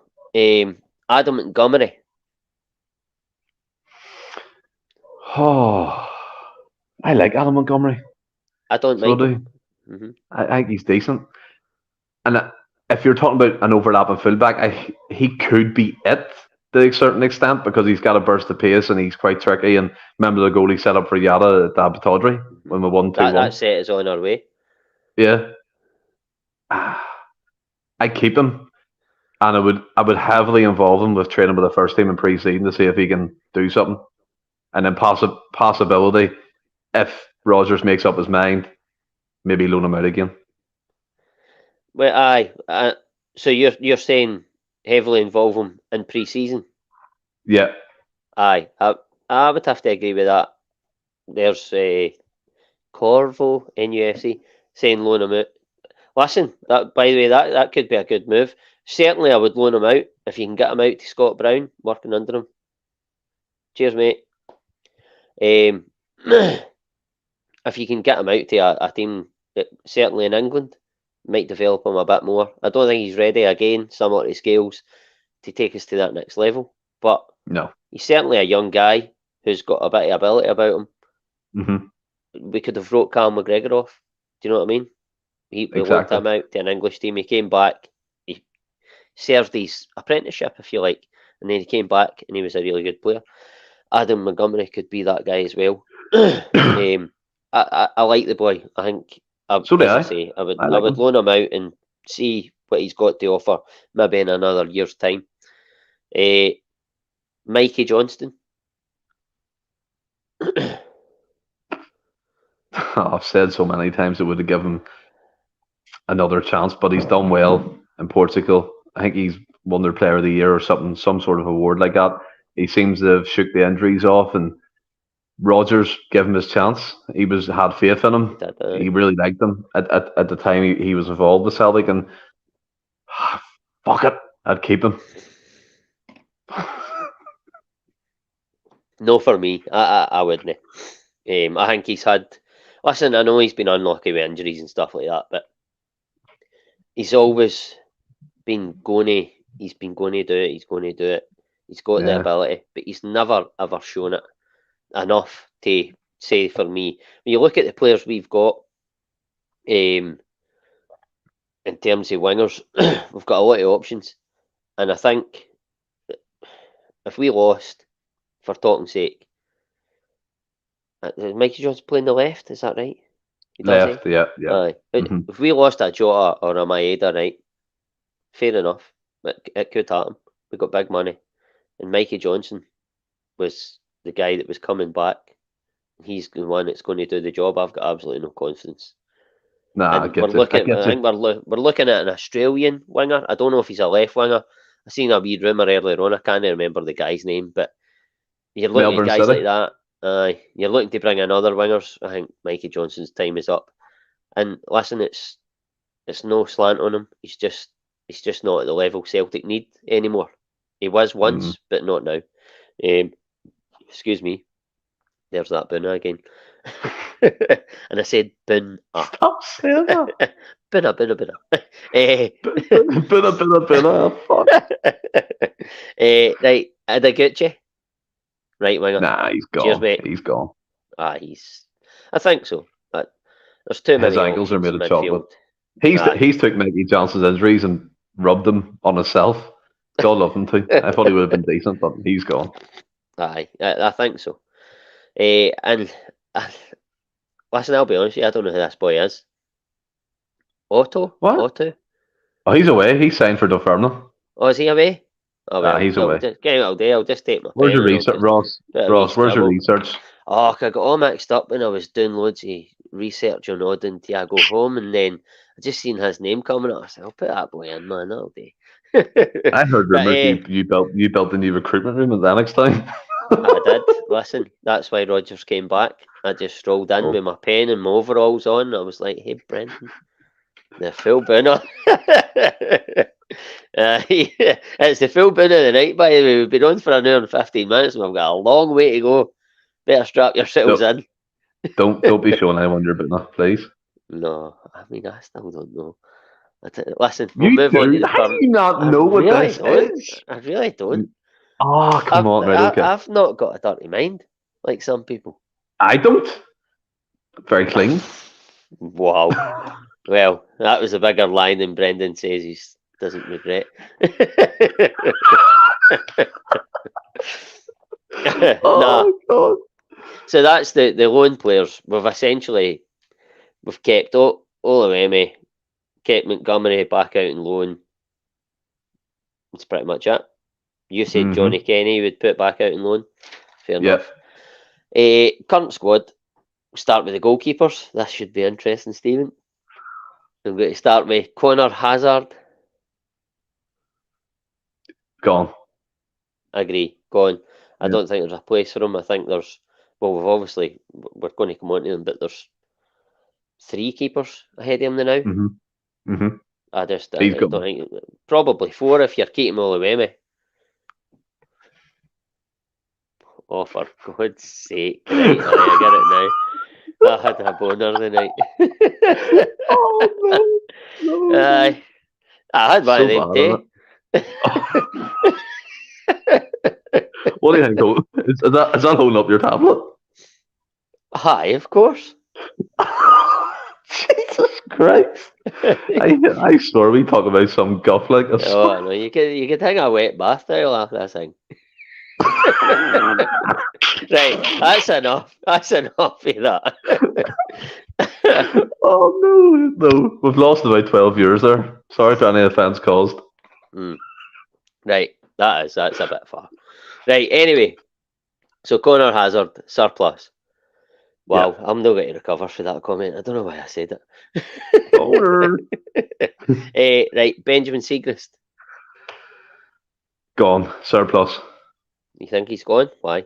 Well, I mean, I said that yesterday to you in the chat, if he gets a run at being a cup goalkeeper, I'd be all for it. But for me, at the moment, he's serving no purpose. Do you know what I mean? He's not involved with anything at the minute, unless Rodgers has a place for him as number 1 or whatever to give him a go. But there's no point keeping a 31-year-old keeper on the books just to sit on the bench. I think you have a good first choice and you have a decent second choice as a younger keeper and then a younger keeper again, in my opinion. But I don't know. At 50-50 on it, to be honest. Seegers was fantastic at Dundee United for shot stopping and he played some fantastic games against us and the other side of Glasgow as well. I think that's where the interest type of peaked from him doing them types of performances. But yeah, 50-50. I don't know. My mind's not. I know I said gone straight away. That was more of a reaction. But 50-50. Right. Well, I'll try and make your mind up for you. Right. So the next guy on the list was Scott Bain. Right. So for me, just for talking sake, we keep Joe Hart. Who would you rather have as a number 2, Scott Bain or Benjamin Siegrist? Neither. I went all the way. Siegrist. Siegrist stays then, Bain goes. Bain needs to go. Bain, he has the best job in the world, doesn't he? Like, he sits there, wraps up about 10 grand a week, and he goes home and just sits in his big house and does absolutely nothing. It's but then crazy. The thing is Bain there for the quota, homegrown? Could be, yeah. Could be. But then that leaves you in a bit of a situation, doesn't it? You're kind of stuck with Siegrist and Bain. Because I don't see Celtic sending 2 goalkeepers this summer, to be honest. Well, listen, I don't know if Celtic will sign a goalkeeper, but if they sign a goalkeeper, to replace, what's that? Rodgers, Bain, a loyal second, third keeper. Aye, he's never going to be the number 1. But my thinking is, right, a lot of Celtic fans want Celtic to sign a new keeper. When Rodgers first came in the last time, we had Craig Gordon as the goalkeeper, and he signed De Vries. Obviously, he signed him because he was better with the ball at his feet. He signed De Vries because he was better with the ball at his feet. Obviously, it transpired that he was quite a shit keeper, and he put Gordon back in goals. I think if he decides to replace Hart again, like he did with Gordon, for their reasons, I think he has to keep Joe Hart. So then he has to look at who do I sell. He'll probably go Scott Bain as for the quota. So Siegrist could go then. But then on the other hand, it's one of the ones you have to balance it up. When you're in and around it and you know, like, for the quota and who's the better player, etc., you know, you can make a more informed decision. But from the outside looking in, you don't really know. We go on to Joe Hart. Touched on him there. Surplus, indispensable, or can't remember what the other Surplus. one was. I think Joe Hart's time. I think Joe Hart's time for me anyway at Celtic's done. He's been So a great would servant. sell him? I would. No one would ban him. I would release him, but I would let him go. I think for me personally, towards the latter end of the season, he kind of seen the slowness in him. Come on, we all kind of agreed at the time when he was making them mistakes and his reactions weren't quite up to point. And that for me is no slant on Joe Hart. While he's been here, I'll say it again, he's been a great servant for Celtic. He's led us to success. He's been in the nets for a treble. He's been in the nets for a double. He's played Champions League football. And maybe it's just the evolution of things. 2 years from a goalkeeper like that's fantastic. And I think Rodgers will have his finger on the pulse and he'll be looking to bring another quality goalkeeper in. If we can get Joe Hart to stay as number 2, I don't see the point in it again, Ross, because you're playing big wages. The guy to sit in the bench and he won't take a pay cut. He's not on big wages. No, but for us, like he'd be on 25 to 30 grand a week. He wouldn't be on anything less than that. He's on about 15. Nah, mate, I don't think so. So even at 15, you're looking at that. Even at that, that's still a big outlay for a secondary goalkeeper, if you know what I mean. So I think we should be looking. He's talking about quality players. I would start with goalkeeper, bring a quality goalkeeper in to take us forward. Well, I'm not agreeing with trying to replace Hart. I'm not disagreeing, with trying to replace Hart. I think if you can get better than Joe Hart, or what you perceive to be better than Joe Hart when you're signing the player, then I think absolutely go for it. If the fee is right and the wages are right and Celtic can afford it and it's going to still allow us, obviously, allow us to do what we want to do in the transfer market, then by all means go for it. But I'm still of the opinion that if we sign a new keeper to replace Joe Hart, we keep Joe Hart just now, because he is, when Barkas came in, we let Gordon go, we let Fraser Forster go, and then it didn't work out and it went tits up and there was no fallback and we were scrambling for a year with Bain, Hazard and the quadruple treble final, albeit he done all right in the penalties and stuff. But for me, I think if you sign a keeper, you still need that safety net in case it doesn't work out. Yeah. And Rodgers, like I've said, has got previous. He's thinking he signed a really good goalie. He got it wrong. Every bit as well, almost as bad. Probably if he'd been in the goal longer, he maybe would have been just as bad as Barkas. He was a poor keeper. He was poor. He was poor. So I would like is to keep Hart just for that safety net if it doesn't quite work out with the new keeper. But again, time will tell on that.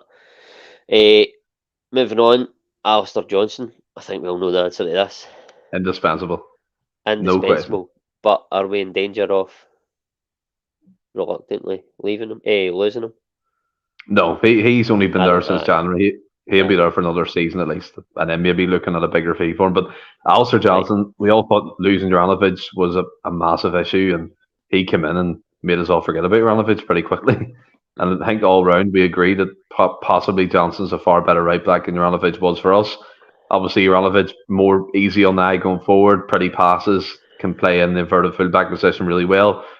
Alistair Johnson, steady, really good at playing his position. He kept Ryan Kent in his pocket for the games that he played against them. And again, workhorse, gets up and down that right-hand side all 90 minutes. And I just love what I've seen of him. And I'm looking forward to seeing a full season of Johnson at right back.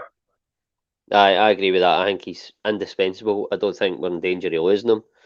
No.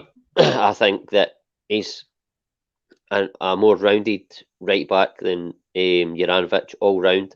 An all round right back, he's better.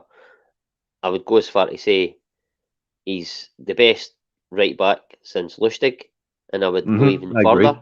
I would go even further and say, and this might be controversial, I think he's better than Lustig. So do I. I do. Lustig for me was, again, fantastic servant, PC Lustig. You know what I mean? But I think overall, obviously, you look at it as well with him. He was steady again. He wasn't flashy or anything. But for Johnson, for me, he's an athlete. That's what you see straight away with him. He's built like a shit house. He played ice hockey. he can get stuck in. And I love the player profile about him, and I think he just fits well into us. And as I said, I totally agree with what you just said there. And even James McGorry comes in. I just think was average, well, maybe not average, but he was good for us, and he 7-8 years, 100%. But I 100% rated agree with the Lustig. whole I job. thought he was Aye. a really, really good right back. But listen, Alistair Jones is a better player than Lustig. Absolutely. Mm-hmm. The left back, this is an interesting one. As I've said, I'm a massive Greg Taylor fan. I think he's played his best football for Celtic as an inverted fullback. We don't know if Yep. Rodgers is going to do that. We've alluded earlier in the podcast that he might do it with one domestically, whatever. What's your thoughts on that? On him? I don't think Taylor's indispensable, but at the same time, I don't think no one's going to stump up the cast to buy him. That sounds harsh, but I don't think they would, because he's not the flashy player. He's not as you Taylor or doing all that type of stuff. I think Greg Taylor will be at us next season, whether he's first choice or not. It all depends on the system that Rodgers implements going forward. If he wants to go back to a fullback, just olden day fullback up and down, you need to upgrade, in my opinion, on Greg Taylor, and then he's a good understudy to come in as a substitution or the odd game here and there. But there's no doubt that Greg Taylor really took to the inverted fullback role under Postecoglou. He was taking balls in on the half turn. He was literally making assists for Atate, Kyogo, making them late runs into the box. And his football intelligence is on point, but it goes back to what football system Rodgers plays. And if it goes back to the normal fullback, I don't think he's good enough. Listen, I'm sitting here, a massive Greg Taylor fan. I've championed him for the start. When we lost Kieran Tierney, it was Greg Taylor I wanted us to sign. I don't think I have to concede, I don't think he's indispensable. I also don't think we're in danger of losing him, reluctantly or otherwise. No, we're not. No. I'm like you. I don't know how he'll fare if Rodgers wants to play him as an overlapping fullback. I liked him doing that, but he just didn't quite have that end product to a cross. I think he's better when he's inside and he's playing that wee cute ball, that through ball, or that wee ball over the top that you've became accustomed to under Postecoglou. Similar to, not even similar to Joe Hart, because he's not as old as him and stuff like that. I think Greg Taylor's still got a lot to offer. But again, I totally agree. Listen, we'll come on to it later on, who we think or what areas of the pitch we think we need to strengthen. I don't know about Greg Taylor. I love the guy. I think he's brilliant. I don't know how he's going to fare in a Brendan Rodgers team. Time will tell on that. If Brendan Rodgers wants to replace him, and he's the guy who he's replacing me is of the ilk of an Alistair Johnson, then I'm okay with replacing Greg Taylor. But then we have to lose one. If he does do that, we're looking at Bernabei. I know what you think of the guy. Is he surplus? Danger of losing? Not reluctantly. I think Bernabei might be the one that takes us by surprise next season. I think Rodgers might come in and be like, "Viva la raza," and just be like, "Hey, you get up and down that wing, you get the ball into the box." Bernabei for me has all the traits of a modern day fullback, but it goes back to his positional sense. It goes back to his weak defending. Can you coach that this late on in his development? Who knows? But I think Rodgers will definitely look at maybe improving him and getting him into that left back position in pre-season, like Montgomery, maybe to see how he gets on. But by the way, Joe P, I hope you get better soon and you catch up with us tomorrow. And I know you're not feeling well, but yeah, I echo that definitely. Yeah, but yeah, I think Bernabei might be the one to catch fire, 100%. Well, listen, in terms of domestically, I think he could play an overlapping fullback really well in a Rodgers team, but against the lesser teams in the league. I think if we go to Ibrox, we still need a better defender. If we're going to Ibrox, I don't think we can play Bernabei. And then I look at it and go, well, they're going to be the biggest games. They're going to be the games, Mhm. whatever you want to say. They were the games that probably defined where the title was going. If you look at Beale's record since he came in, they were the games that determined who won his mini league, if you like. Yeah. And I know Celtic lost a few games towards the end, but if we're actually counting the mini league where we clinched the title, then we won his mini Mhm. league as well. We won the mini league. And it was due to us beating them. It wasn't due to other games where they dropped points or we dropped points, because it didn't happen before it was clinched. So for me, I don't know if you can coach Bernabei to be a good enough defender. I think he looks like, I think Franny's said it a few times, he looks like a failed winger, maybe. Most I don't fullbacks know. are, to be fair, Ross. Well, I suppose. Never said that to Franny when he said it. That's because you shit your pants. Let's be fair here. Aye. No, listen, I don't know in Bernabei. If we sign another left back, then I think I would be happy for Bernabei to go and Greg Taylor to be the understudy. But I don't know if Greg Taylor would be happy being the understudy, because I think he accepts that at Scotland with the guys that are in Yeah. front of him in that position. I don't think he would accept it at Celtic. I think then Greg Taylor would be looking to move on. So then where does that leave you? I don't know. But listen, that's what Rodgers been brought in to manage these guys. We'll see what happens. Now, this is one that you thought was away already, according to his Instagram stuff. Anthony Ralston. Oh, Jesus. Surplus. So, He proved to me the last couple of games that season what fullback I always thought he was. He is not good enough. He looked like he was on loan at like a Dundee United or a St Mirren or whatever. He just didn't fit the style. I know he came back from injury, but he had a decent run at games, Ross, and they get back to match fitness. We were easy on him the first couple. Didn't impress me one bit. And it could be the style of what Postecoglou was doing, but again, he looked good in it previously. I just think let him go. Let him go find a club where he's going to be first choice and settle down for his family and his missus or whatever, move to somewhere different. He's not good enough for us. He's not. And I know we all call him the Bricky and he's kind of a cult figure now, but get real.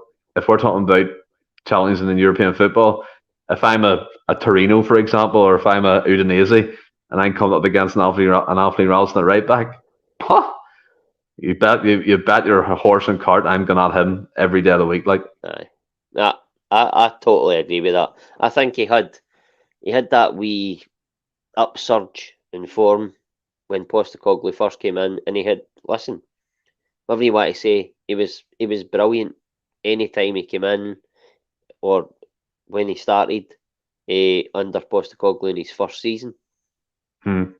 But I still had my reservations about him. I mean, you look at, and I know, listen, we've got Alistair Johnson, he's not going anywhere now. So whoever you bring in, if he goes, is going to be an understudy. So is he going to be any? He won't be PSG, so he can go and punch fuck out of fucking Neymar. oh, jeez, Laugh in his face again. But getting beat 7-1, but I laugh at him. Whoever, if Ralston goes, and by the way, he's a Celtic man through and through, so I'm not like, just I'm a go, Celtic get man. rid of him. No, but I'm not saying, just get rid of him. If he wants to remain at Celtic and, like, be the understudy and come in, but I worry that if he is the understudy and Alistair Johnson gets injured and we've got a big European game, what? For God's sake, man. And he You didn't hear that, did you? Aye, clear as day. Oh, Jesus Christ. You even made the face. That was sore. That was bad. So, aye, if Alistair Johnston gets injured and we've got a big European game coming up, I wouldn't be as worried at Ibrox or a Celtic Rangers game in general. But, I mean, I certainly wouldn't be as confident. Of course I wouldn't. But going into Europe, if we lost Alistair Johnson, we had to play a big game away from home and Anthony Ralston came in, I'd be really worried. Similar to, I don't know what he's... He farted. Oh, aye, so I did. Get the fuck. Similar in my reservations, Bernabei. I think Yeah. Ralston, he digs crosses out and he does well, but I think when somebody's running at him and he's backed up, he really struggles. He really does, and he would worry me. I'm not saying he's surplus to requirements because he's the only other right back we've got other than Alistair Johnson, but I wouldn't be pulling up trees and getting upset if I am fucking no. Says it doesn't matter. If he did go, I wouldn't be overly upset. Yeah. Move on to the central defence. By the way, this is really taking quite long, but fuck it. That's fair. I'm enjoying it. I'm enjoying it. So am I. So am I.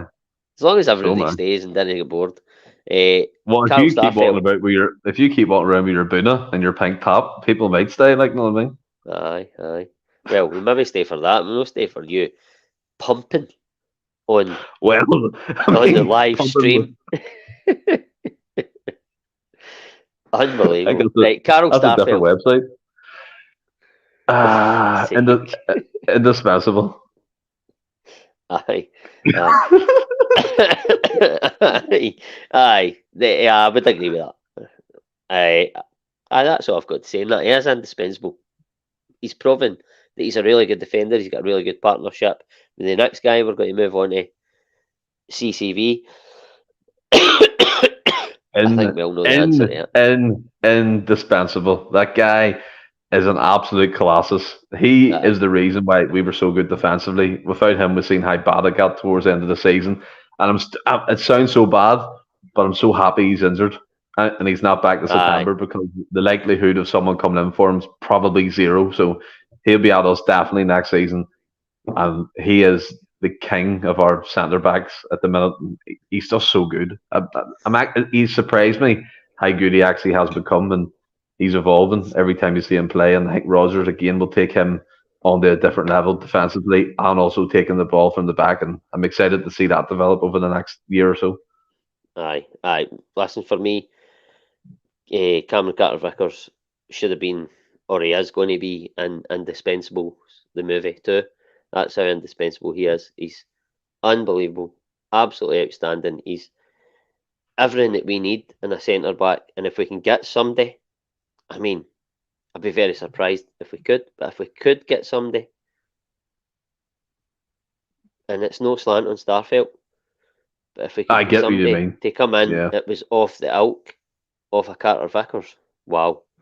What a partnership that would be. But to get that, it's really difficult for Celtic. We've landed lucky with Carter-Vickers. But that partnership, going forward, I would be okay with. I'd be happy with.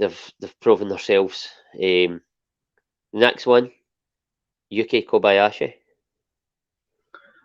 God.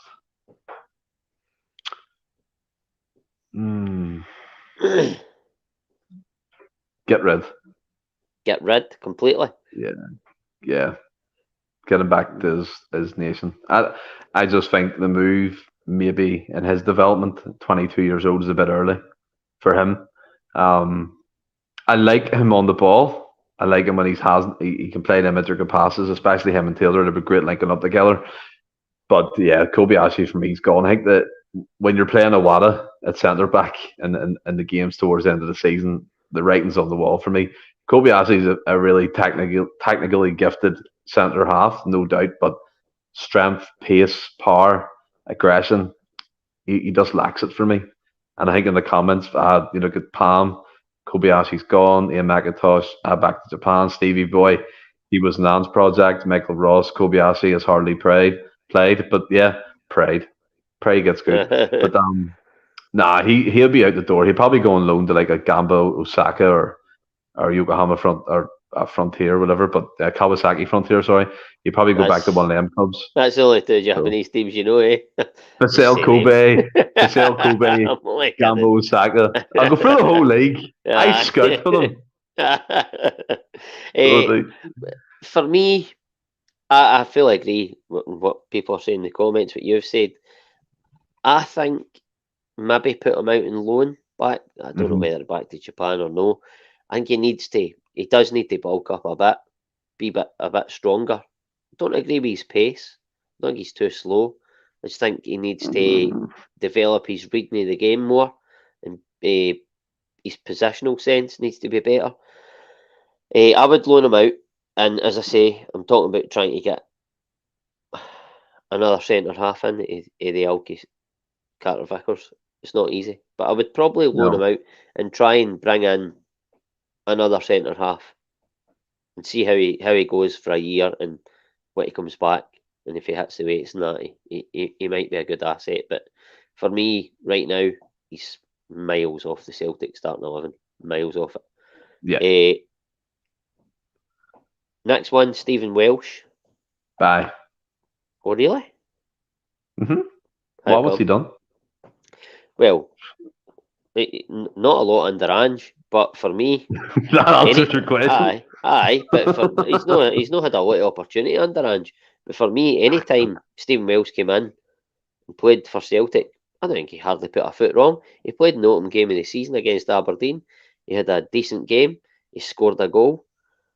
He's a threat in the opposition box. I don't think he makes huge mistakes. Now, I'm not championing him for to be a starter for Celtic, because he played in Leipzig, albeit it was alongside Jens.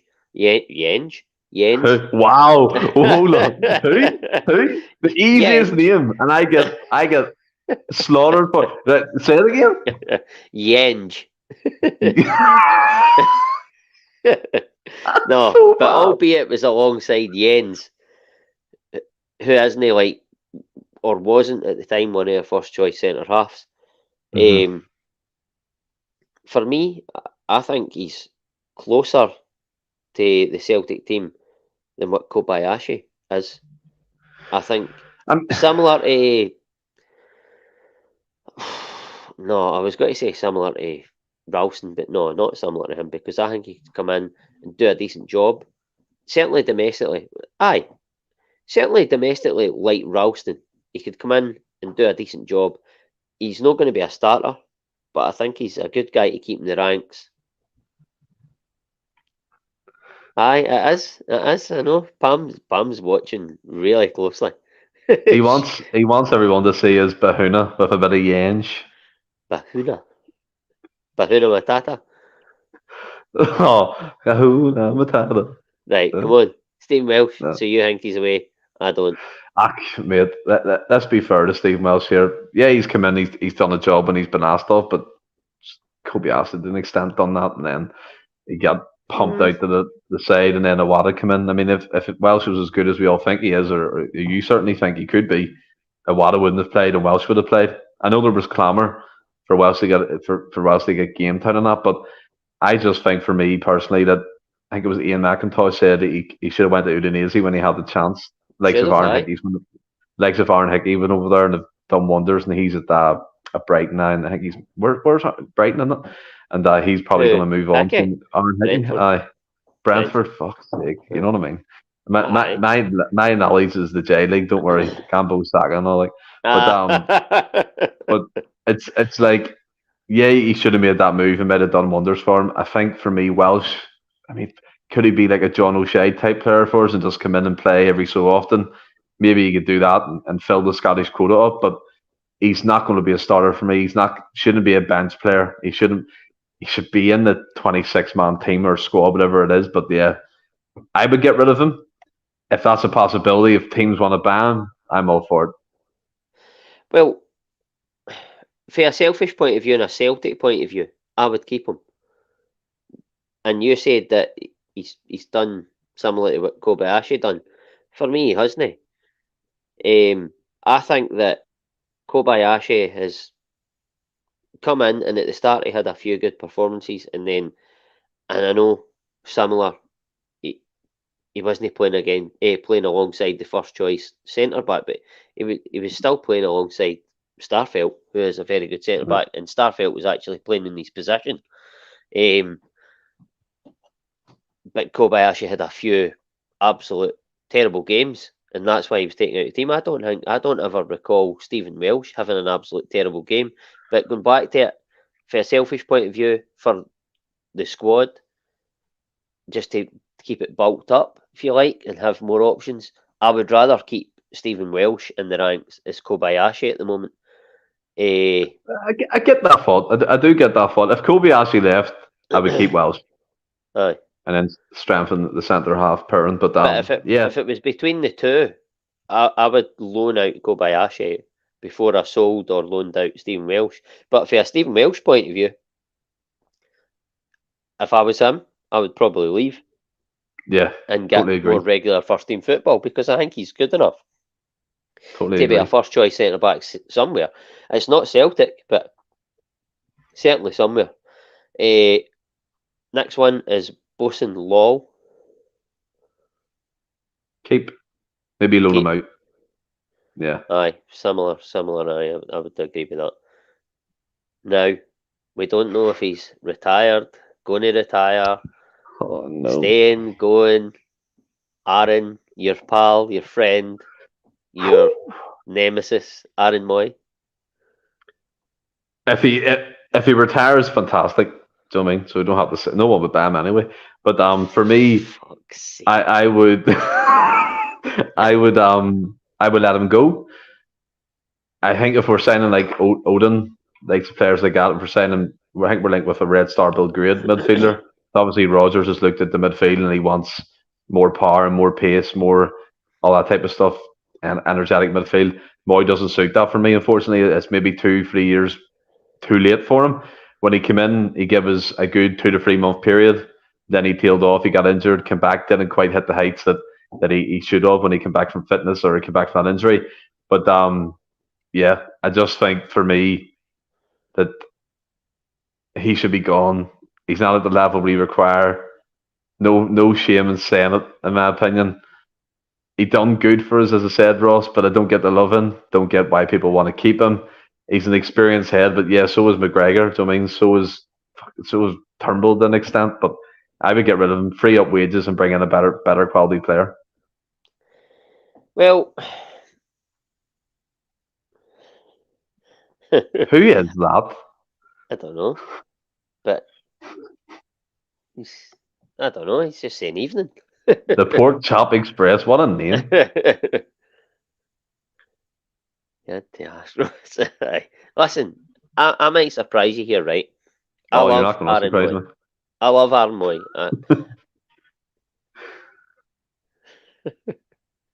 I love Aaron Moy. I was delighted when we signed him. I sort of know where you're coming from in terms of Rodgers. The first thing he said about Odin was he's got speed.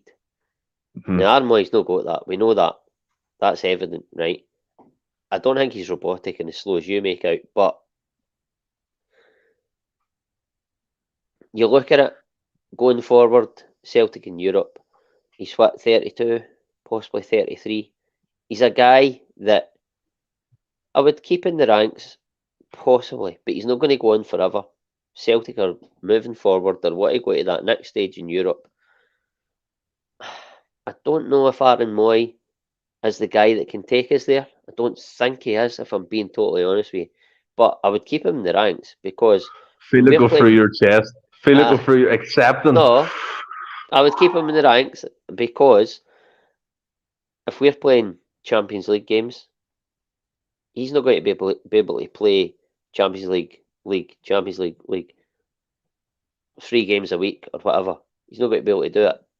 So I would keep him in the ranks to play in the league and take the pressure off guys. And then I don't know who we're going to sign, but like say Matt O'Reilly and stuff, I think would possibly be better served in Europe at home. I don't know. It's a difficult one. I really like Aaron Moy. I think he keeps the ball so well. He does lack that pace, but he probably keeps the ball the best in the full squad. And when you're playing in Europe, you need to keep the ball. So I'm on the fence with Aaron Moy and whether he's the man to take us forward. No, he's not the man to take us forward. He's like 90. He's done.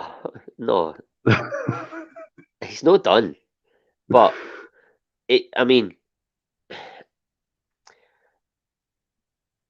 right, he's a good player, he's a good ability, right? But Armoy came in at the start of last season and he hasn't played enough games of football. That's my issue, right? That's what I'm getting to. He he's he's been injured more than he's been fit throughout the season. Yeah, And when he was totally at agree full with that. fitness, he was a really effective player for Celtic. I think we can all agree with that. But can we keep him fit for long enough? I think that's why he's flirting with retirement, because he's been unfit or injured for a number of years. He came in at Celtic and he wasn't fully fit when he came in. He got up to speed, he played well, but then he got injured again, and it took him ages to get back. So I really don't know where Armoy. But one thing we can't doubt is his ability as a midfield player. I think it's very good. Aye, decent. FUCK off.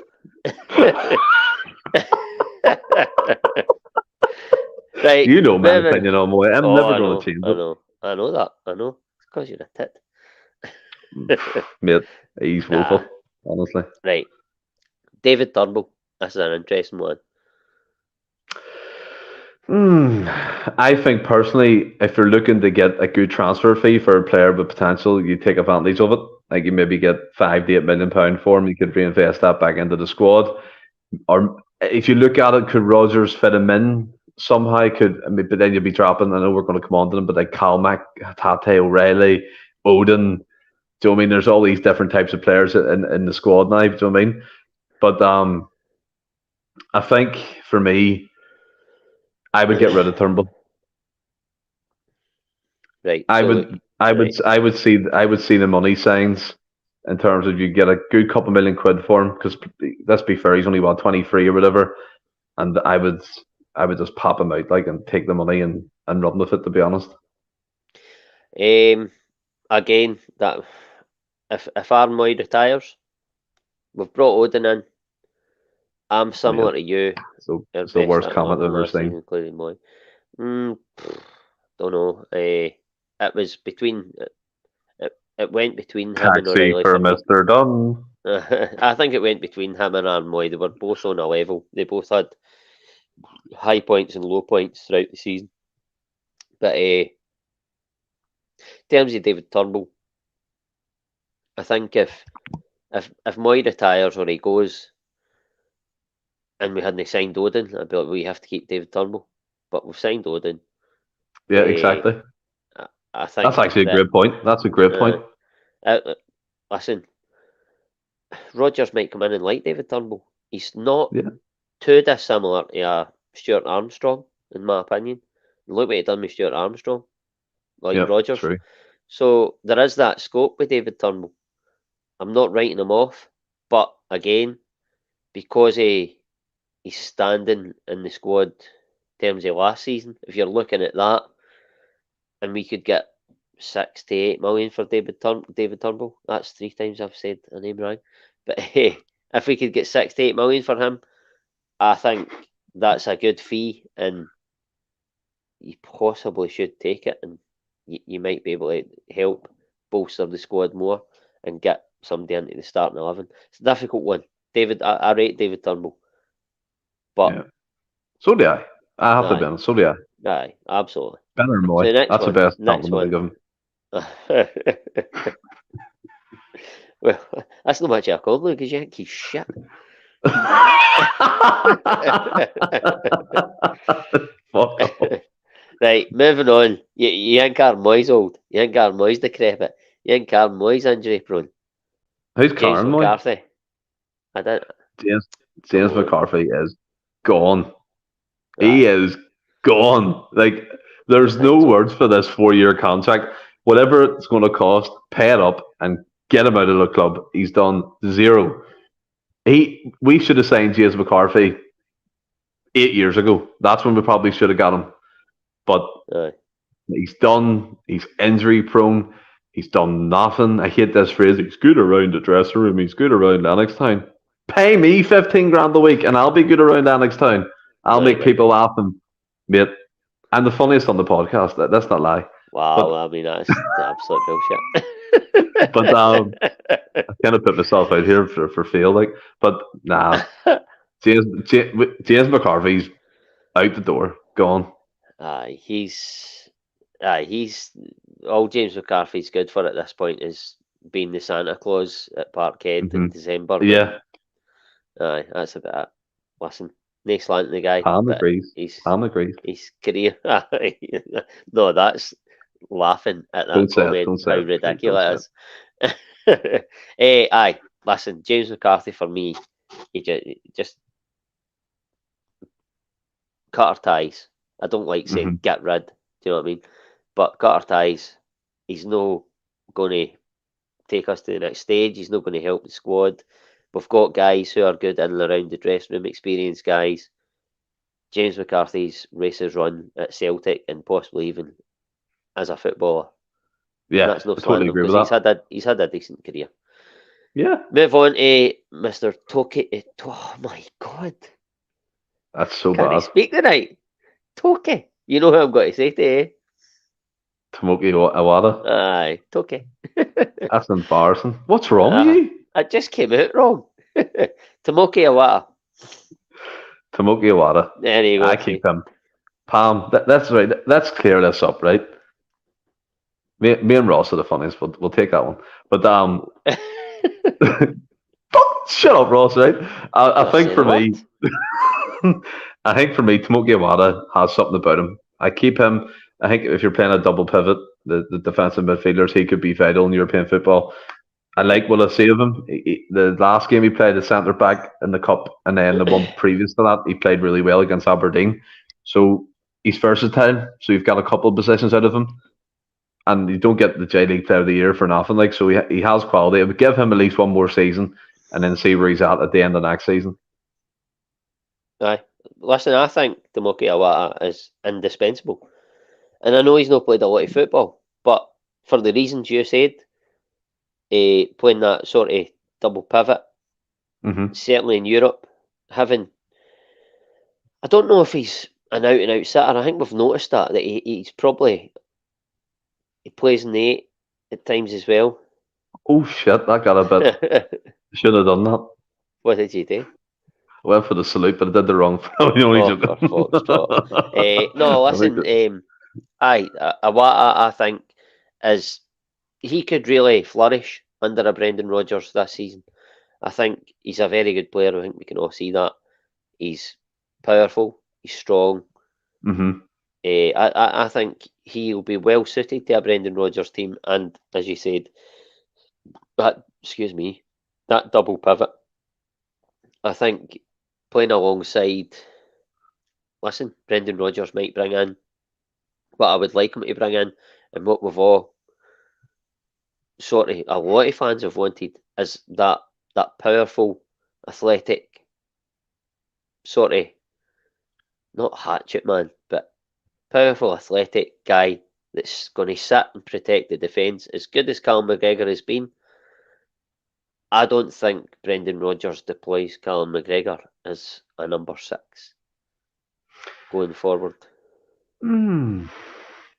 It depends, because I think he will stay as a deep line playmaker. I think Rodgers might go a 4-2-3-1, that type of formation with someone beside him. Like you had Brown, McGregor, you had McGregor, Armstrong, them three. Remember them three in the midfield? It was very versatile, and Brown was always sitting. I think Cal McGregor will always been around that. But what you get under the fact with Rodgers is he knows his traits going forward again. Do you know what I mean? McGregor not lost it from his game, but he's been kind of playing the deep line playmaker for a couple of years now. Like what you just said there, I can see him maybe starting a few in the 8 and the 10. You bring Iwata into the 6, and you can move players around. So yeah, there's plenty of flexibility, and it's good to see in the squad. Like, I agree with that. There is a lot of flexibility, and just sign players that can. We've alluded it before. Players that can play in all positions in that midfield 3. I think what we do know is Rodgers probably will play a midfield 3 as well going forward. Pretty confident of that, and it'll probably vary who plays where. But we've already sort of alluded to him a wee bit, touched on it, but Matt O'Reilly. And for now, indispensable. I would say indispensable, but I would also say in danger of losing reluctantly. Yeah, I can see that too. Although I don't think there'd be any big bids for him. I think there'd be interest from other teams, but I don't think that's going to come to fruition with a big multi-million-pound bid just now. Aye, For me, I think you stay to January at least, and then probably assess where he is then, aye, and then as a club, if they can take advantage of a big fee coming in, then do it. aye. But I mean, I think we're. I'm not saying we will lose him. I think that there'll be teams hovering around looking at him. Yeah, I think we'll maybe stave it off. Hope we'll stave it off. But come sort of January, like you say, next summer, I think it might be more difficult to stave it off if he posts the numbers that he has done since he's come into the club. But again, time will tell on that. The one, the only, Rio Hatate.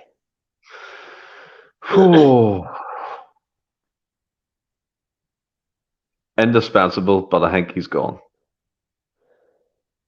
I'm indispensable, but I'm in danger of losing. I don't think he's gone. I think we're in real danger of losing him. And I Yeah, think it'll I probably be to put either Brighton.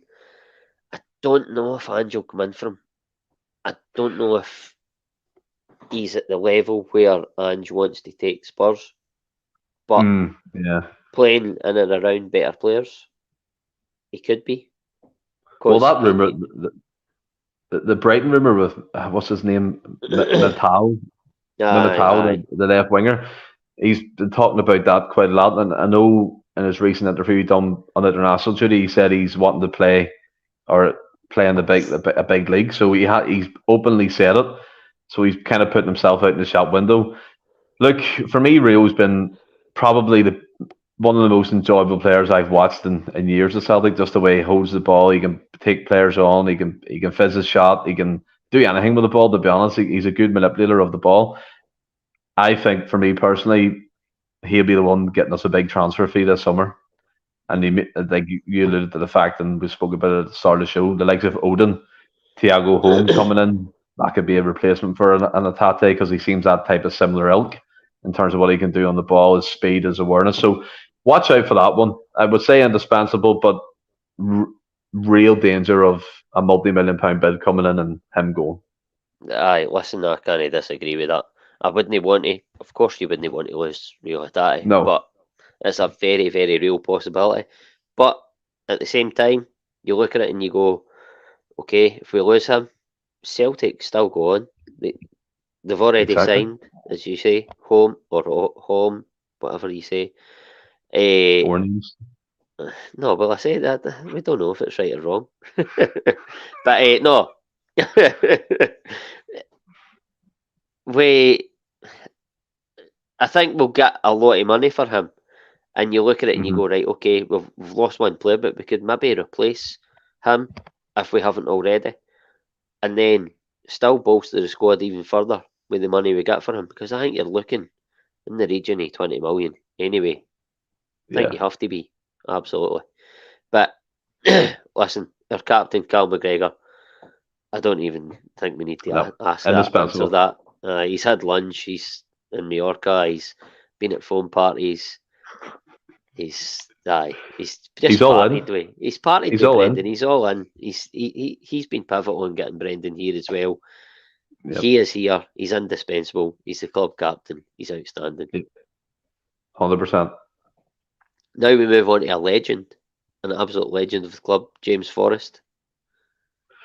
I think he's indispensable for the reasons that having someone like him around the team. I know I said I don't like that, but he's been there all his life. He knows what Aye, Celtic is, and I think Rodgers said it today. If he stays fit, he has a part to play in the squad. He didn't say first team, which I thought was great. He was kind of laying the expectations out for him very early on.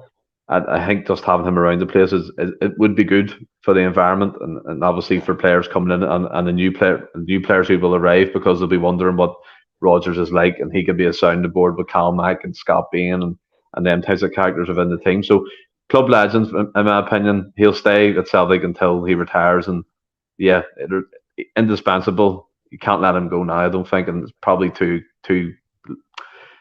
advanced in his career, 31, 32, to even find another club, to be honest.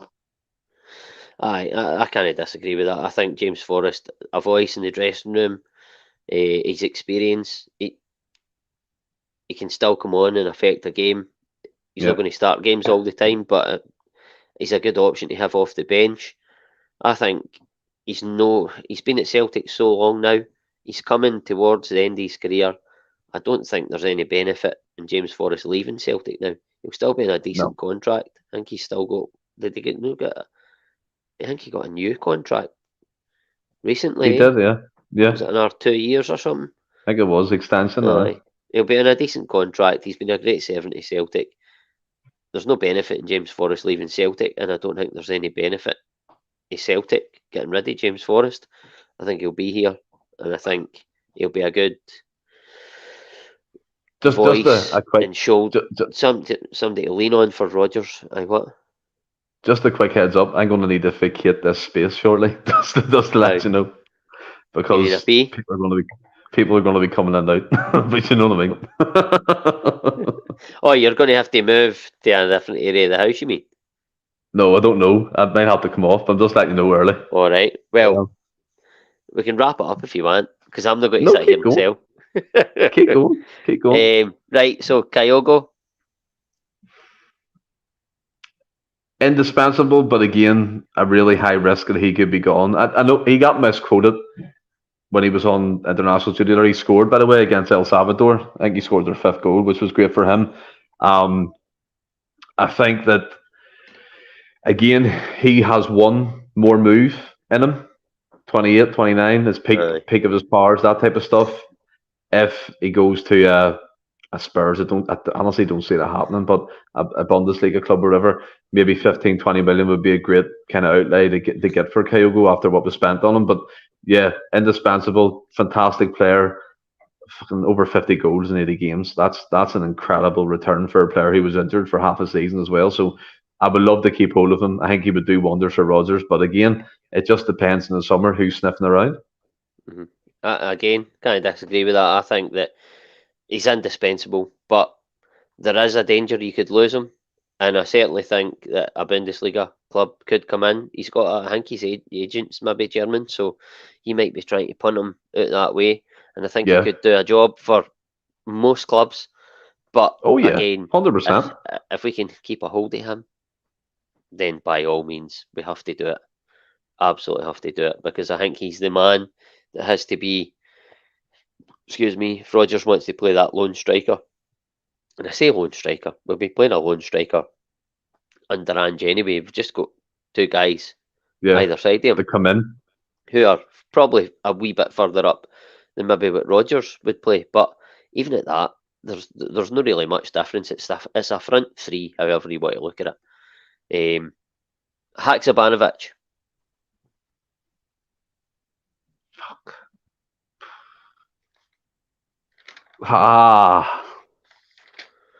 See, I think Haksabanovic could really, really flourish under Rodgers in a number 10 position, but again, it's the overcrowding in midfield.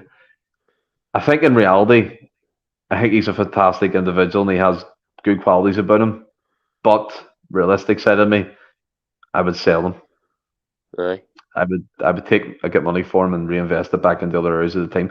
Haksabanovic had a few chances last season where he didn't really take it and he didn't look great, but he's come on a few times. He's scored a couple of cracking goals. He's done a few great things with the ball, taking players on and that. But yeah, I would probably sell him because the 10 positions, O'Reilly, Hatate, Odin, Turnbull. So you've got a lot of players in the mix for that. And he'll be way down the packing order. And yeah, for me, he'll be one of probably the first names out the door, in my opinion. You make good points there. I said the other night that he maybe would be deployed in a number 10, but I mean, I was only trying to think out the box. You've named obviously O'Reilly. Did you say Moy there? No, I didn't. I thought you said Moy. Who did you say? O'Reilly, Odin, Turnbull. Tate, Rio. Right, aye. No, listen, you make good points. And obviously we are looking at other wingers and stuff. I like Haksabanovic. I think he's got a lot to offer. Yeah. But again, if he went, I wouldn't be absolutely distraught. Do you know what I mean? again, it's one of the ones. It'll be up to Rodgers what he prefers, or who he wants to get in. Yeah. Leila Bada. Oh, Jesus. Sell. Ooh. The reason why I say this is because Abada to me is, my personal opinion, making noises, I think, behind the scenes to possibly leave the club anyway. So take advantage while his stock's high and he's scoring goals and he's making impacts. And I've no doubt, by the way, if he stays, Rodgers will take his game to another level. So, I mean, he done it with Forest the first time around. I think he scored his best goal return under Rodgers, and I think Abada would probably go on to achieve the same feat. But yeah, I mean, if he's making noises, I would just take advantage of it again. A lot of times, Abada in some high-profile games went missing. Do you know what I mean? He has to learn that side of the game when it gets a bit stodgy, to just stick with it and keep going and take your player on. And that's one thing he didn't really do enough for me, because again, he started off as a striker, so he's been developed into a right winger, obviously coming from Israel and things like that. But yeah, I would possibly look to sell him, Ross. Well, I'm a bit like, if he did go, I wouldn't be absolutely upset again, something like Haksabanovic. But I think, in terms of Abada for his career, I think he'd be off his nut to leave Celtic now and pass up the chance of working under Brendan Rodgers. I think the acquisition of Brendan Rodgers might be the reason that Abada stays, because people like Cal McGregor will say, this guy will make you better. Stay here another 2 years, maybe. You're only, 21, 22? 21, I think, yeah. You've got loads of time in your career to move on to not a bigger club, but a bigger league, or a more prominent league. I think Abada's got time on his side, and if he left Celtic now, he would. It would be a bit crazy for me. But if he did leave, as I say, I wouldn't be overly upset. That's where I'm coming from at that angle. Aye. Right. Keep. I think he'll be. I think again, for me, he's a Rodgers type striker. Robust, strong in the box, can win a header, can hold the ball up like a Musa. And I'm excited to see what he does with There's a possibility there you can link him up with Kyogo much more in terms of the two up front. And by the way, when came on the last couple of games, he looked really good. So he did. He looked sharp. He was fizzing shots in. He was taking players on. He holds the ball up really well, and he can spin. That spin he done the back heel, and he took an incredible bit of play. I would keep him. He might not be number one, but I'm certain the fact that he would probably get more chances under Rodgers than he possibly would have under Postecoglou, but Kyogo obviously being the number one there. But yeah, keep him 100%. Aye. Listen, I don't think we're in danger of losing him. He's just in the door. And I think he's got a lot to offer. Yep. Aye, I agree with that. Listen, I do agree with it. He's a sort of, well, he's certainly a Rodgers type of striker that he had in when he was at Celtic last. I think he's very different from Jamie Vardy. Rodgers inherited him. I've heard a couple of rumours about him maybe coming into Celtic. I wouldn't have that. Absolutely no chance. I think he's not done, but he's a shadow of the player he was. He's done. Aye. Right, but moving on quickly, we'll go on to, we're nearly at the end of the squad, by the way. I hope this isn't dragged on. But no, I've loved it. I just wanted to let you know I may have to vacate the area. I know. By the way, I might need to tell you I'm bursting for a pee. Dyson Maeda. Oh, interesting. Dyson, I don't think he's a Rodgers player. I don't think Rodgers likes the technical aspect of his players, and Maeda gives you the work rate 110%, a million times. But unless Rodgers plays him as a striker and uses him in Europe for the closing down type stuff, I don't see him fitting in, Ross. Again, I'm not trying to be harsh here, Maeda, but he's all the years watching Rodgers' teams, he's never really had that one player who just has one road, close down, press. The players could do multiple different things. Maeda, like a bit like Kobayashi in the defensive side of things, like not obviously made as good defensively, but attacking going forward, his touch isn't great sometimes, and he runs the ball to play a lot, and he misses some really cracking opportunities, which I don't like. But yeah, Maida to me might go. We won't get a big fee for him. We'd be lucky to see about 3 or 4 million, in my opinion, coming back into the club for Maida. But yeah, I think he'll be gone. I'm quite certain. I cannot disagree with that. And as you know, I love Maeda. Absolutely think he's brilliant. But he's technically not the type of player that Rodgers looks at, likes. You look at Rodgers brought in Scott Sinclair and he was outstanding for Celtic. Yep. Maeda's nowhere near as technically good as him. His work rate is undeniable. And he has his moments. But I don't know if he's suited to a Rodgers team. I agree with you. I think he might. This flies down my box. I think he might look to sell him on, and I agree. We won't get a massive fee from him. It's a difficult one, and it also brings me on to the final guy. I think he is the final guy. Hopefully, yes, he is. Rocco Vata. You haven't mentioned Jota yet. Oh, I skipped him. Sorry, Jota. We'll do him first, then Vata. You're keeping him every day of the week. But I do think, again, I do think we're in danger of losing him. I think he's got qualities. I think he's got qualities he could probably fit into possibly all but 4 EPL teams straight off the bat. So, I mean, I think he's graceful. He's a wand of a left peg. He can do anything, and cutting in from the left-hand side and playing on the right because he's had to accommodate Maida as well. So I love Felipe Jota. I think Felipe Jota next season, if he's with us, will be like our Scott Sinclair at that time, just scoring goals for fun. Boom, 20, 25. He's indispensable for me, but again, a high risk that someone's going to go, there's 25 million for him. I think somebody might come in for him, but I think he'll give us at least another year. I think he'll give us another year at least. Yeah. I think he'll be excited to work under Rodgers. I think Cal McGregor will be in his ear, like he will be with a lot of the players who are maybe thinking, oh, do I want to be Ray Van, isn't he? I think certainly a guy like Jota will listen to Cal McGregor. A guy like Abada will probably listen. I don't know for sure, obviously, but I think he's indispensable. Absolutely. Do I think clubs will be floating around? Absolutely. But I do think he'll stay for another year. I do, at least another year.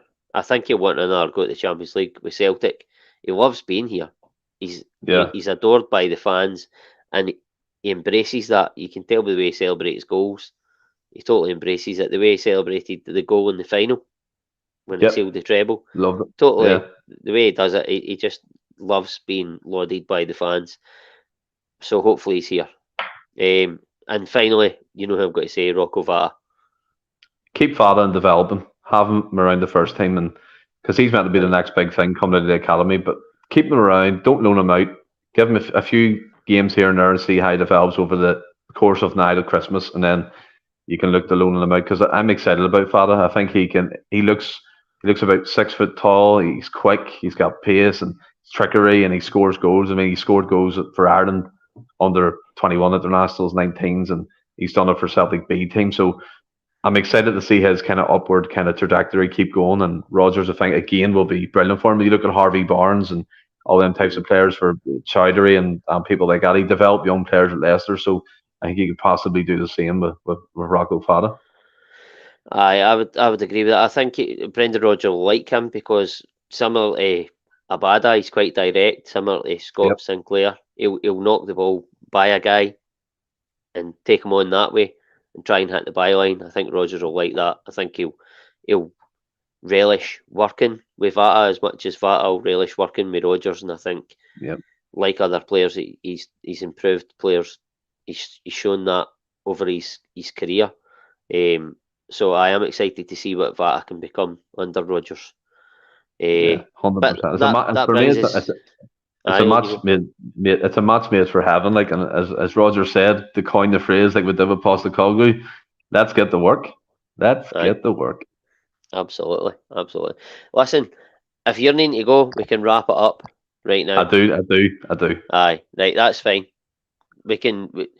Whoever's on in the next normal pod can touch on who we think, or whoever's on, we can touch on the positions we want to sort of Strengthen. address. Yeah. Strengthen, whether it be starting 11 or the squad depth. We can address that at a later date. And it's worked for me today because I'm going to pish myself. But have you enjoyed the night? I know it's dragged on a wee bit. I don't know how many folk man. we've got watching or how many we've lost. We've stayed at the same level. I've enjoyed it. 14. It's 14. 14 people. Yeah, 14. No, I'm joking. There's 55 live That's in not the bad. challenge minute. And also, as well, as Ross said at the start, please like, subscribe, share us far and wide because we want to grow. We're going into the new season. The podcast wants to evolve. So, let's get it going. Let's get the train moving on that. But yeah, it hasn't dragged on at all, Ross. I've loved it. The chat's been great. We've covered the squad in great detail. And as you said, the next person coming on just has to jump into where we need to strengthen and what players, again, we think might leave. So it's all exciting. All the rumours are going to start, and I'm firmly on board with that. Absolutely. I'm really excited for the new season. And I think Lorna's a new. That's a new Lorna one in the chat, Gallagher, isn't yeah. it? Aye. Yeah. Good to have you on Good to board. have you along. Aye, good. Listen, I've enjoyed the night. Enjoyed going into the squad in detail. We'll see what happens. Brendan knows what he wants. The chats have been had, absolutely, and the wheels are in motion.